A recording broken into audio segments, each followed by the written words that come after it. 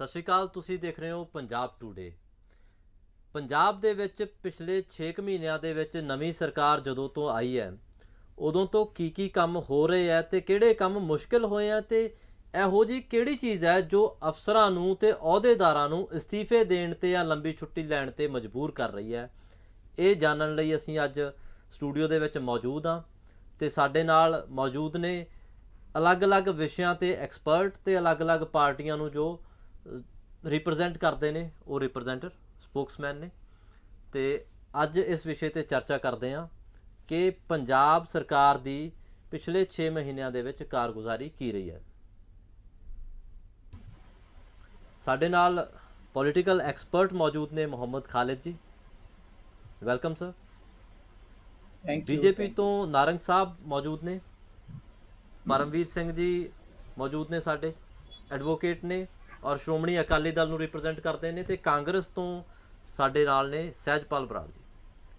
ਤੇ ਮੁਹੰਮਦ ਖਾਲਿਦ ਜੀ ਨਾਲ ਆਪਾਂ ਪਹਿਲਾਂ ਸਵਾਲ ਲੈਂਦੇ ਹਾਂ ਕਿ ਖਾਲਿਦ ਸਾਹਿਬ, ਇਹੋ ਜਿਹਾ ਕੀ ਹੈ ਪਿਛਲੇ 6 ਮਹੀਨਿਆਂ ਦੇ ਵਿੱਚ ਕਿ ਪੰਜਾਬ ਦੇ ਵਿੱਚ ਜਿੰਨੇ ਵੀ ਅਫਸਰ ਨੇ, ਵੱਡੇ ਅਹੁਦੇਦਾਰ ਨੇ, ਛੋਟੇ ਵੀ ਹੋਣਗੇ, ਬਹੁਤ ਗਿਣਤੀ ਹੋਊਗੀ, ਜਿਨ੍ਹਾਂ ਨੇ ਡਿਸਟ੍ਰਿਕਟ ਲੈਵਲ 'ਤੇ ਜਿਹੜੇ ਕੰਮ ਕਰ ਰਹੇ ਸੀ ਤੇ ਉਹਨਾਂ ਨੂੰ ਵੀ ਕੰਮ ਕਰਨਾ ਔਖਾ ਲੱਗਿਆ ਤੇ ਉਹ ਛੁੱਟੀ ਲੈ ਗਏ ਲੰਬੀ, ਜਾਂ ਰਿਜ਼ਾਈਨ ਕਰ ਗਏ, ਜਾਂ ਉਹਨਾਂ ਨੇ ਆਫਰ ਕੀਤਾ ਰਿਜ਼ਾਈਨ। ਤੇ ਕੀ ਕਾਰਨ ਬਣੇ ਆ ਸਰ? ਦੇਖੋ, ਇਦਾਂ ਹੈਗਾ ਕਿ ਅਮਨਦੀਪ ਜੀ, ਛੋਟੇ ਲੈਵਲ ਤੇ ਜਿਹੜਾ ਆਫਿਸਰ ਕੰਮ ਕਰਦਾ ਉਹਨੂੰ ਕਿਤੇ ਵੀ ਜਾਣ ਦੀ ਕੋਈ ਜਗ੍ਹਾ ਨਹੀਂ ਹੈ। ਉਹਨੇ ਤਾਂ ਪੰਜਾਬ ਦੇ ਵਿੱਚ ਹੀ ਕੰਮ ਕਰਨਾ, ਇੱਕ ਡਿਸਟ੍ਰਿਕਟ ਨਹੀਂ ਦੂਜੇ ਚਲਾ ਜਾਏਗਾ, ਇੱਕ ਤਹਿਸੀਲ ਨਹੀਂ ਦੂਜੇ ਤਹਿਸੀਲ ਚਲਾ ਜਾਏਗਾ। ਲੇਕਿਨ ਦੋ ਤਿੰਨ ਜਿਹੜੀਆਂ ਬੜੀਆਂ ਵਿਜ਼ੀਬਲ ਚੀਜ਼ਾਂ ਸਾਹਮਣੇ ਆ ਰਹੀਆਂ, ਉਹ ਹੈਗਾ ਕਿ ਇੱਕ ਤਾਂ ਡੀਜੀਪੀ ਜਿਹੜੇ ਹੈਗੇ ਆ ਕਈ ਬਦਲੇ ਜਾਣੇ, ਔਰ ਲਾਸਟ ਡੀਜੀਪੀ ਦਾ ਸੈਂਟਰਲ ਗਵਰਨਮੈਂਟ ਦਾ ਡੈਪੂਟੇਸ਼ਨ। ਇਹ ਇੱਕ ਬਹੁਤ ਇੰਪੋਰਟੈਂਟ ਹੈਗਾ ਕਿ ਇਹਦਾ ਮਤਲਬ ਹੈ ਕਿ ਜਿਹੜੀ ਪੁਲਿਸ ਫੋਰਸ ਹੈ, ਜਾਂ ਤਾਂ ਉਹ ਕੰਮ ਨਹੀਂ ਕਰਨਾ ਚਾਹੁੰਦੀ ਇਸ ਸਰਕਾਰ ਦੇ ਅੰਡਰ, ਜਾਂ ਸਰਕਾਰ ਦਾ ਉਹਦੇ ਨਾਲ ਕੋਈ ਤਾਲਮੇਲ ਬੈਠ ਨਹੀਂ ਰਿਹਾ। ਦੂਸਰਾ ਹੈਗਾ, ਆਪਾਂ ਹੁਣ ਦੇਖਿਆ ਕਿ 4 ਮਹੀਨਿਆਂ ਬਾਅਦ ਸਿੱਧੂ ਸਾਹਿਬ ਦਾ ਅਸਤੀਫਾ, ਔਰ ਇਹ ਅਸਤੀਫਾ ਬੇਸ਼ੱਕ ਉਹਨਾਂ ਨੇ ਕਿਹਾ ਕਿ ਪਰਸਨਲ ਰੀਜ਼ਨਸ ਹੈ, ਲੇਕਿਨ ਪਰਸਨਲ ਰੀਜ਼ਨ ਤਾਂ 3 ਮਹੀਨੇ ਪਹਿਲਾਂ ਵੀ ਹੋ ਸਕਦੇ ਸੀਗੇ, 4 ਮਹੀਨੇ ਪਹਿਲਾਂ, ਜਿਸ ਵੇਲੇ ਤੁਸੀਂ ਐਡੀ ਵੱਡੀ ਪੋਸਟ ਐਕਸੈਪਟ ਕੀਤੀ ਹੈ। ਇਟ ਮੀਨਸ ਕਿ ਓਵਰਆਲ ਅਗਰ ਆਪਾਂ ਐਡਮਿਨਿਸਟ੍ਰੇਸ਼ਨ ਦੇਖੀਏ ਤਾਂ ਅੱਜ ਇਹ ਵੀ ਆਇਆ ਅਖਬਾਰਾਂ ਦੇ ਵਿੱਚ ਕਿ ਕਈ ਸੀਨੀਅਰ ਜਿਹੜੇ ਆਈਏਐਸ ਆਫਿਸਰਸ ਹੈ ਉਹ ਵੀ, ਔਰ ਆਈਏਐਸ ਆਫਿਸ ਵੀ ਇਸ ਲੈਵਲ ਦੇ ਕਿ ਜਿਹੜੇ ਸਪੈਸ਼ਲ ਚੀਫ ਸੈਕਟਰੀ ਲੈਵਲ ਦੇ ਜਿਹੜੇ ਆਫਿਸਰਸ ਹੈ, ਉਹ ਵੀ ਸੈਂਟਰਲ ਡੈਪੂਟੇਸ਼ਨ ਵਾਸਤੇ 5-6 ਆਫਿਸਰ ਟਰਾਈ ਕਰ ਰਹੇ ਹਨ। ਇਹਦਾ ਮਤਲਬ ਹੈਗਾ ਕਿ ਪੰਜਾਬ ਜਿੱਥੇ ਨੂੰ ਆਈਏਐਸ ਆਈਪੀਐਸ ਆਫਿਸਰ ਡੈਪੂਟੇਸ਼ਨ ਕਰਵਾਉਣ ਵਾਸਤੇ ਭੱਜਦੇ ਹੁੰਦੇ ਸੀਗੇ, ਹੁਣ ਉੱਥੋਂ ਜਾਣ ਵਾਸਤੇ ਭੱਜ ਰਹੇ ਹਨ। ਇਟ ਮੀਨਸ ਕਿ ਜਿਹੜੀ ਪੰਜਾਬ ਦੀ ਇਸ ਵੇਲੇ ਸਰਕਾਰ ਹੈ ਉਹਦੀ ਸਟੇਬਿਲਿਟੀ ਦੇ ਉੱਪਰ ਵੀ ਇੱਕ ਕੁਐਸਚਨ ਮਾਰਕ ਖੜਾ ਹੁੰਦਾ। ਔਰ ਇਹ ਵੀ ਹੈਗਾ ਕਿ ਜਿਹੜੀ ਅਫਸਰਸ਼ਾਹੀ ਹੈ, ਜਾਂ ਤਾਂ ਉਹ ਇੰਡੀਪੈਂਡੈਂਟਲੀ ਕੰਮ ਨਹੀਂ ਕਰ ਸਕਦੀ, ਜਾਂ ਕੋਈ ਹੋਰ ਕਾਰਨ ਹੈਗੇ ਆ ਕਿ ਵਿਦਿਨ ਦਾ ਗਵਰਨਮੈਂਟ ਅਗਰ ਇਸ ਤਰ੍ਹਾਂ ਦੀ ਸਿਚੁਏਸ਼ਨ ਆਉਂਦੀ ਹੈ, ਉਹਦਾ ਇੰਪੈਕਟ ਜਿਹੜਾ ਹੈਗਾ ਟੋਟਲ ਐਡਮਿਨਿਸਟ੍ਰੇਸ਼ਨ ਦੇ ਉੱਪਰ ਪੈਂਦਾ ਹੈ। ਇਹਦੇ 'ਚ ਕੋਈ ਦੋ ਰਾਏ ਨਹੀਂ ਹਨ ਕਿ ਹਜੇ ਸਰਕਾਰ ਬਿਲਕੁਲ ਨਵੀਂ ਹੈ, 3-4 ਮਹੀਨੇ ਹੋਏ ਆ, ਲੇਕਿਨ 4 ਮਹੀਨੇ ਐਸੇ ਹੁੰਦੇ ਆ ਜਿਹਨੂੰ ਕਹਿੰਦੇ ਆ ਕਿ first impression is the last impression ਵਾਲੀ ਗੱਲ ਹੁੰਦੀ ਹੈ ਕਿ ਆਉਂਦੇ ਸਾਰ ਤੁਸੀਂ ਐਡਮਿਨਿਸਟ੍ਰੇਸ਼ਨ ਨੂੰ ਇਸ ਤਰੀਕੇ ਦੇ ਨਾਲ ਚਲਾਓ ਕਿ ਲੋਕਾਂ ਨੂੰ ਪਤਾ ਲੱਗੇ ਕਿ ਹਾਂ, ਅਸੀਂ ਜਿਹੜੀ ਬਦਲਾਵ ਵਾਸਤੇ ਵੋਟ ਪਾਈ ਸੀਗੀ ਉਹ ਬਦਲਾਵ ਹੋ ਗਿਆ।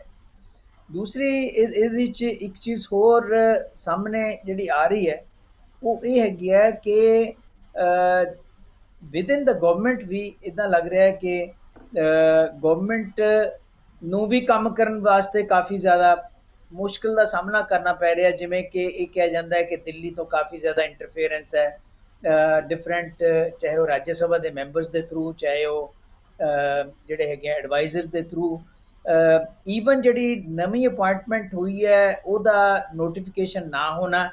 ਕਿਹਾ ਤਾਂ ਇਹ ਜਾਂਦਾ ਹੈ ਕਿ governor Sahib out of station ਹੈ, ਜਦੋਂ ਆਉਣਗੇ ਨੋਟੀਫਿਕੇਸ਼ਨ ਹੋ ਜਾਏਗਾ, ਉਹਦੇ ਵਿੱਚ ਵੀ ਇਹ ਕਿਹਾ ਜਾਂਦਾ ਹੈ ਕਿ ਇੰਪੋਜ਼ ਕੀਤੇ ਜਾ ਰਹੇ ਹਨ। ਦੇਖੋ, ਜਿਸ ਵੇਲੇ ਤੁਸੀਂ ਐਡਵੋਕੇਟ ਜਨਰਲ ਲਗਾਓਗੇ ਤੇ ਨਾਲ deputy advocate general, assistant advocate general, ਇੱਕ ਲੰਬਾ ਚੌੜਾ ਆਫਿਸ ਹੁੰਦਾ ਐਡਵੋਕੇਟ ਜਨਰਲ ਦਾ, ਉਹਦੀਆਂ ਅਪਾਇੰਟਮੈਂਟਾਂ ਕਿਹਦੇ ਕਹੇ ਤੇ ਹੋਣਗੀਆਂ, ਕਿਆ ਉਹਨਾਂ ਨੂੰ ਇੰਡੀਪੈਂਡੈਂਟ ਚਾਰਜ ਦਿੱਤਾ ਜਾਏਗਾ, ਇਹ ਸਾਰੀਆਂ ਚੀਜ਼ਾਂ ਫਿਰ ਨਵੇਂ ਜਿਹੜੇ ਐਡਵੋਕੇਟ ਜਨਰਲ ਹੈ ਉਹਨਾਂ ਉੱਪਰ ਕਈ ਤਰ੍ਹਾਂ ਦਾ ਕਿੰਤੂ ਪਰੰਤੂ ਡਿਫਰੈਂਟ ਪਾਸੇ ਤੋਂ ਆਉਣਾ। ਅਗਰ ਇਹਨਾਂ ਨੇ ਵੀ ਸਟੇਬਿਲਿਟੀ ਦੇ ਨਾਲ ਕੰਮ ਨਹੀਂ ਕੀਤਾ ਤੇ ਹੋਰ ਜ਼ਿਆਦਾ ਨੁਕਸਾਨ ਜਿਹੜਾ ਹੈਗਾ ਸਰਕਾਰ ਦਾ ਹੋਏਗਾ। ਤਾਂ ਮੈਨੂੰ ਇਦਾਂ ਲੱਗਦਾ ਹੈ ਅਮਨਦੀਪ ਜੀ ਕਿ ਇਹ ਜਿਹੜੀ ਸਿਚੁਏਸ਼ਨ ਹੈ ਇਹ ਉਸ ਵੇਲੇ ਜਿਸ ਵੇਲੇ ਸਾਡੀ ਇਕਨੋਮਿਕਸ ਹਾਲਤ ਕਾਫੀ ਖਰਾਬ ਹੈ, ਅਗਰ ਪੋਲੀਟੀਕਲ ਹਾਲਤ ਵੀ ਇਸ ਤਰ੍ਹਾਂ ਦੀ ਰਹਿੰਦੀ ਹੈ ਤਾਂ ਸਟੇਟ ਨੂੰ ਹੋਰ ਜ਼ਿਆਦਾ ਨੁਕਸਾਨ ਭੁਗਤਣਾ ਪੈ ਸਕਦਾ। ਮੈਂ ਇਹ ਨਹੀਂ ਕਹਿ ਰਿਹਾ ਕਿ ਇਸ ਤਰ੍ਹਾਂ ਹੋਏਗਾ, ਲੇਕਿਨ ਜਿਸ ਤਰ੍ਹਾਂ ਦੀ ਸਿਚੁਏਸ਼ਨ ਚੱਲ ਰਹੀ ਹੈ ਉਹਦੇ ਵਿੱਚ ਇਸ ਤਰ੍ਹਾਂ ਹੋਣ ਦਾ ਖਦਸ਼ਾ ਜਾਂ ਸੰਭਾਵਨਾ ਜ਼ਿਆਦਾ ਨਜ਼ਰ ਆ ਰਹੀ ਹੈ। ਇਸ ਚੀਜ਼ ਨੂੰ ਨੱਥ ਜ਼ਰੂਰ ਪਾਉਣੀ ਚਾਹੀਦੀ ਹੈ ਸਰਕਾਰ ਨੂੰ। ਜੀ ਸਰ, ਜਿਹੜੇ ਅਫਸਰ ਕਿਸੇ ਵੀ ਇੱਕ ਮਹਿਕਮੇ ਦੇ ਹੋਵੇ, ਗੱਲ ਕਰੀਏ ਤਾਂ ਅਫਸਰ ਜੇ ਲਗਾਤਾਰ ਨਹੀਂ ਰਹਿੰਦੇ ਕਿਸੇ ਵੀ ਸੀਟ ਤੇ ਤਾਂ ਉਹਦਾ ਕਿੰਨਾ ਕੁ ਫਾਈਨੈਂਸ਼ੀਅਲ ਇੰਪਲੀਕੇਸ਼ਨਸ ਕਿੰਨੀਆਂ ਕੁ ਵੱਧਦੀਆਂ ਸਾਡੇ ਲਈ? ਦੇਖੋ ਇਦਾਂ ਹੈ ਕਿ ਅਗਰ ਕੋਈ ਅਫਸਰ ਕਿਸੇ ਜਗ੍ਹਾ ਤੇ ਨਹੀਂ ਰਹਿੰਦਾ ਜਾਂ ਟਿਕਦਾ, ਉਹਦੀ ਫਾਈਨੈਂਸ਼ੀਅਲ ਤਾਂ ਹੈਗਾ ਕਿ ਉਹਨਾਂ ਨੂੰ ਤੁਸੀਂ ਤਨਖਾਹ ਦੇਣੀ ਹੈ, ਲੇਕਿਨ ਸਭ ਤੋਂ ਵੱਡਾ ਜਿਹੜਾ ਨੁਕਸਾਨ ਹੈ ਉਹ ਹੈਗਾ ਐਡਮਿਨਿਸਟ੍ਰੇਟਿਵ ਇਨਸਟੇਬਿਲਿਟੀ। ਸਰਕਾਰਾਂ ਜਿਹੜੀਆਂ ਚੱਲਦੀਆਂ ਹੈਗੀਆਂ ਉਹ ਕਮਿਟਮੈਂਟ ਦੇ ਨਾਲ, ਡੈਡੀਕੇਸ਼ਨ ਦੇ ਨਾਲ ਚੱਲ ਰਹੀਆਂ ਹਨ। ਅਫਸਰਾਂ ਨੇ ਪੋਲੀਟੀਸ਼ੀਅਨਸ ਨਾਲ ਮਿਲ ਕੇ ਸਰਕਾਰ ਚਲਾਉਣੀ। ਪੋਲੀਟੀਸ਼ੀਅਨਸ ਨੇ ਆਪਣੀ ਜਿਹੜੀ ਜਿਹਨੂੰ ਆਪਾਂ ਕਹਿੰਦੇ ਆ ਉਹਨਾਂ ਦੇ ਵਾਅਦੇ ਹੈ ਜਾਂ ਜੋ ਉਹਨਾਂ ਦੇ ਮੈਨੀਫੈਸਟੋ ਹੈ ਜਾਂ ਉਹਨਾਂ ਦੀ ਆਈਡੀਓਲੋਜੀ ਹੈ, ਉਹਦੇ ਮੁਤਾਬਕ ਉਹਨਾਂ ਨੇ ਪਾਲਿਸੀ ਮੇਕਿੰਗ ਕਰਨੀ ਹੈ। ਉਹਨਾਂ ਦੀ ਇੰਪਲੀਮੈਂਟੇਸ਼ਨ ਜਿਹੜੀ ਹੈਗੀ ਹੈ ਕਾਨੂੰਨ ਦੇ ਮੁਤਾਬਕ ਕਰਨੀ ਹੈਗੀ ਹੈ ਬਿਊਰੋਕ੍ਰੇਸੀ ਨੇ। ਅਗਰ ਬਿਊਰੋਕ੍ਰੇਸੀ ਇੱਕ ਜਗ੍ਹਾ ਨਹੀਂ ਟਿਕ ਰਹੀ ਤਾਂ ਡੈਫੀਨੇਟਲੀ ਉਹਦਾ ਪ੍ਰਭਾਵ ਸੈਕਟਰੀਏਟ ਤੇ ਪਏਗਾ। ਸੈਕਟਰੀਏਟ ਦਾ ਮਤਲਬ ਹੈਗਾ ਕਿ ਡਾਊਨ ਟੂ ਦਾ ਲਾਸਟ ਗਵਰਨਮੈਂਟ EMPLOYE ਜਿਹੜਾ ਹੈਗਾ ਉਹਦਾ ਪ੍ਰਭਾਵ ਪੈਂਦਾ ਹੈ, ਜਿਹੜਾ ਕਿ ਪੂਰੇ ਮਹਿਕਮੇ ਵਾਸਤੇ ਵੀ ਨੁਕਸਾਨਦੇਹ ਹੈ। ਔਰ ਉਹਦੀ ਫਾਈਨੈਂਸ਼ੀਅਲ ਕਾਸਟ ਜਿਹੜੀ ਹੈਗੀ ਹੈ ਉਹ ਹੈਗੀ ਹੈ ਕਿ ਉਹ ਚੀਜ਼ਾਂ ਜਿਹੜੀਆਂ ਕਿ ਇੰਪਲੀਮੈਂਟ ਕਰਨੀਆਂ ਥੀਆਂ, ਲਾਗੂ ਕਰਨੀਆਂ ਸੀਗੀਆਂ, ਪਾਲਿਸੀ ਮੇਕਿੰਗ ਕਰਨੀ ਥੀ, ਉਹ ਸਾਰਾ ਕੁਝ ਨਹੀਂ ਹੁੰਦਾ। ਤਾਂ ਜਿਵੇਂ ਜਿਵੇਂ ਤੁਸੀਂ ਡਿਲੇ ਕਰੋਗੇ ਉਸੇ ਤਰੀਕੇ ਦੇ ਨਾਲ ਫॉर एग्जांपल ਬਜਟ ਐਲੋਕੇਸ਼ਨਸ ਹੈ, ਉਹਨਾਂ ਦੀ ਇੰਪਲੀਮੈਂਟੇਸ਼ਨ ਹੈ, ਉਹ ਸਾਰਾ ਕੁਝ ਡਿਲੇ ਹੁੰਦਾ ਚਲਾ ਜਾਏਗਾ, ਜਿਹੜਾ ਕਿ ਇਕਨੋਮਿਕ ਹਾਲਤ ਜਿਹੜੀ ਹੈ ਸਟੇਟ ਦੀ ਉਹਦੇ ਵਾਸਤੇ ਵੀ ਠੀਕ ਨਹੀਂ। ਸਰ, ਆਮ ਆਦਮੀ ਪਾਰਟੀ ਤੋਂ ਕੋਈ ਕੈਂਡੀਡੇਟ ਸਾਡੇ ਨਾਲ ਜੁੜਿਆ ਨਹੀਂ ਹੈ, ਕੋਈ ਵੀ ਸਪੋਕਸਪਰਸਨ ਨਹੀਂ ਹੈ ਜਿਨ੍ਹਾਂ ਤੋਂ ਆਪਾਂ ਇਹ ਸਵਾਲ ਪੁੱਛ ਸਕੀਏ ਕਿ ਸਰਕਾਰ ਦਾ ਇਹਦੇ 'ਤੇ ਕੀ ਕਹਿਣਾ ਹੈ ਕਿ ਕਿਉਂ ਇਹ ਸਭ ਕੁਝ ਹੋ ਰਿਹਾ ਅਤੇ ਕਿਉਂ ਇਹ ਸਵਾਲ ਚੱਕੇ ਜਾ ਰਹੇ ਹੈ। ਪਰ ਸਾਡੇ ਨਾਲ ਮੌਜੂਦ ਨੇ ਪਹਿਲੀਆਂ ਸਰਕਾਰਾਂ ਜਿਨ੍ਹਾਂ ਪਾਰਟੀਆਂ ਦੀਆਂ ਰਹੀਆਂ, ਉਹਨਾਂ ਤੋਂ ਪੇਸ਼ੇ ਤੋਂ ਵਕੀਲ ਸ਼੍ਰੋਮਣੀ ਅਕਾਲੀ ਦਲ ਦੇ ਸਪੋਕਸਪਰਸਨ ਪਰਮਵੀਰ ਸਿੰਘ ਜੀ ਨੇ। ਪਰਮਵੀਰ ਜੀ, ਏਜੀ ਦਾ ਅਸਤੀਫਾ ਦੇਣਾ ਅਤੇ ਨਵੇਂ ਏਜੀ ਦੀ ਚੋਣ ਦੇ ਵਿੱਚ ਇੰਨਾ ਰੌਲਾ ਰੱਪਾ ਹੋਣਾ, ਇਹਦਾ ਕੀ ਕਾਰਨ ਹੈ? ਦੇਖੋ ਅਮਨਦੀਪ ਜੀ, ਸਾਰਿਆਂ ਨਾਲੋਂ ਪਹਿਲਾਂ ਮੈਂ ਤੁਹਾਨੂੰ ਇਹ ਦੱਸ ਦੇਵਾਂ ਵੀ ਜਿਵੇਂ ਅਸੀਂ ਕਹਿ ਦਿੰਦੇ ਹਾਂ ਵੀ ਇੱਕ ਡੈਮੋਕ੍ਰੇਸੀ ਦੇ 4 ਪਿਲਰਸ ਹੁੰਦੇ ਆ ਜੀ, ਉੱਦਾਂ ਹੀ ਅਗਰ ਅਸੀਂ ਸਟੇਟ ਨੂੰ ਲੈ ਕੇ ਚੱਲੀਏ ਤਾਂ ਸਟੇਟ ਦੇ ਵਿੱਚ media is always the 4th pillar and ਜਿਹੜੇ 3 ਪਿਲਰ ਬਾਕੀ ਰਹਿ ਜਾਂਦੇ ਨੇ ਉਹ ਸਾਡੇ ਹੋ ਗਏ ਐਗਜ਼ੈਕਟਿਵ, ਜੁਡੀਸ਼ੀਅਲ ਆਫਿਸਰਸ ਐਂਡ ਸਾਡੇ ਆਪਣੇ ਐਨਫੋਰਸਮੈਂਟ। ਹੁਣ ਤੁਸੀਂ ਪਿਛਲੇ 4 ਮਹੀਨਿਆਂ 'ਚ ਦੇਖੋਗੇ ਵੀ ਸਾਡੇ ਜਿਹੜੇ ਤਿੰਨੋਂ ਇਹਨਾਂ ਦੇ ਹੈੱਡ ਹੈ, ਚਾਹੇ DGP ਦੀ ਪੋਸਟਿੰਗ ਦਾ ਹੋ ਜਾਵੇ, ਚਾਹੇ AG ਆਫਿਸ ਦਾ ਰੀਸੈਂਟਲੀ ਹੋ ਜਾਵੇ, ਤਾਂ ਉਸ ਤੋਂ ਪਹਿਲਾਂ ਚੀਫ ਸੈਕਟਰੀ ਦਾ ਹੋ ਜਾਵੇ, ਤਾਂ ਕਿਤੇ ਨਾ ਕਿਤੇ ਜੋ ਪਹਿਲੇ ਦਿਨ ਤੋਂ ਅਸੀਂ ਸ਼੍ਰੋਮਣੀ ਅਕਾਲੀ ਦਲ ਕਹਿ ਰਹੇ ਸੀ ਵੀ ਇਹ ਜਿਹੜੀ ਗਵਰਨਮੈਂਟ ਹੈ ਇਹ ਸਟ੍ਰੇਟ ਫਾਰਵਰਡਲੀ ਇਹਨੂੰ ਕੇਜਰੀਵਾਲ ਸਾਹਿਬ ਨੇ ਇਹਨੂੰ ਚਲਾਉਣਾ ਹੈ, ਪੰਜਾਬ ਦਾ ਇਹਦੇ ਵਿੱਚ ਕੋਈ ਹੱਕ ਹਕੂਕ ਨਹੀਂ ਰਹਿਣਾ, ਉਹ ਗੱਲ ਅੱਜ ਸਾਬਤ ਹੋ ਰਹੀ ਹੈ। ਹਰ ਦਿਨ ਦੇ ਵਿੱਚ ਇੱਕ ਨਵੀਂ ਚੀਜ਼ ਸਾਹਮਣੇ ਆ ਰਹੀ ਹੈ ਜਿਹਦੇ ਵਿੱਚ ਇਹ ਪਤਾ ਲੱਗ ਰਿਹਾ ਵੀ ਜਿਹੜੇ ਸਾਡੇ ਮੁੱਖ ਮੰਤਰੀ ਨੇ ਉਹਨਾਂ ਦਾ ਉਹ ਪਾਵਰਲੈਸ ਮੁੱਖ ਮੰਤਰੀ ਨੇ। ਮੈਂ ਛੋਟਾ ਜਿਹਾ ਐਗਜ਼ਾਮਪਲ ਤੁਹਾਨੂੰ ਦੇ ਦਿੰਦਾ ਵੀ ਇੱਕ ਅਗਰ ਅਸੀਂ ਬੱਸ ਨੂੰ ਵੀ ਸਾਡੇ ਮੁੱਖ ਮੰਤਰੀ ਨੇ ਫਲੈਗ ਆਫ ਕਰਨਾ ਹੈ ਨਾ PRTC ਦੀ, ਤੇ ਉਹ ਵੀ ਕੇਜਰੀਵਾਲ ਸਾਹਿਬ ਨੂੰ ਦਿੱਲੀ ਤੋਂ ਆਉਣਾ ਪੈਂਦਾ ਤਾਂ ਉਹਨਾਂ ਦੀ ਹਿੰਮਤ ਹੁੰਦੀ ਹੈ ਵੀ ਉਸ ਬੱਸ ਨੂੰ ਫਲੈਗ ਆਫ ਕਰ ਸਕਣ ਤਾਂ ਕਿ ਨਵੀਂ ਯੋਜਨਾ ਕੋਈ ਪੰਜਾਬ 'ਚ ਸ਼ੁਰੂ ਹੋ ਜਾਵੇ। ਹੁਣ ਤੁਸੀਂ ਗੱਲ ਕੀਤੀ ਹੈ ਜੋ ਅੱਜ ਦਾ ਮੁੱਦਾ ਹੈ ਉਹ ਹੈ AG ਆਫਿਸ ਦੇ ਵਿੱਚ ਐਡਵੋਕੇਟ ਜਨਰਲ ਦੀ ਅਪਾਇੰਟਮੈਂਟ ਦਾ।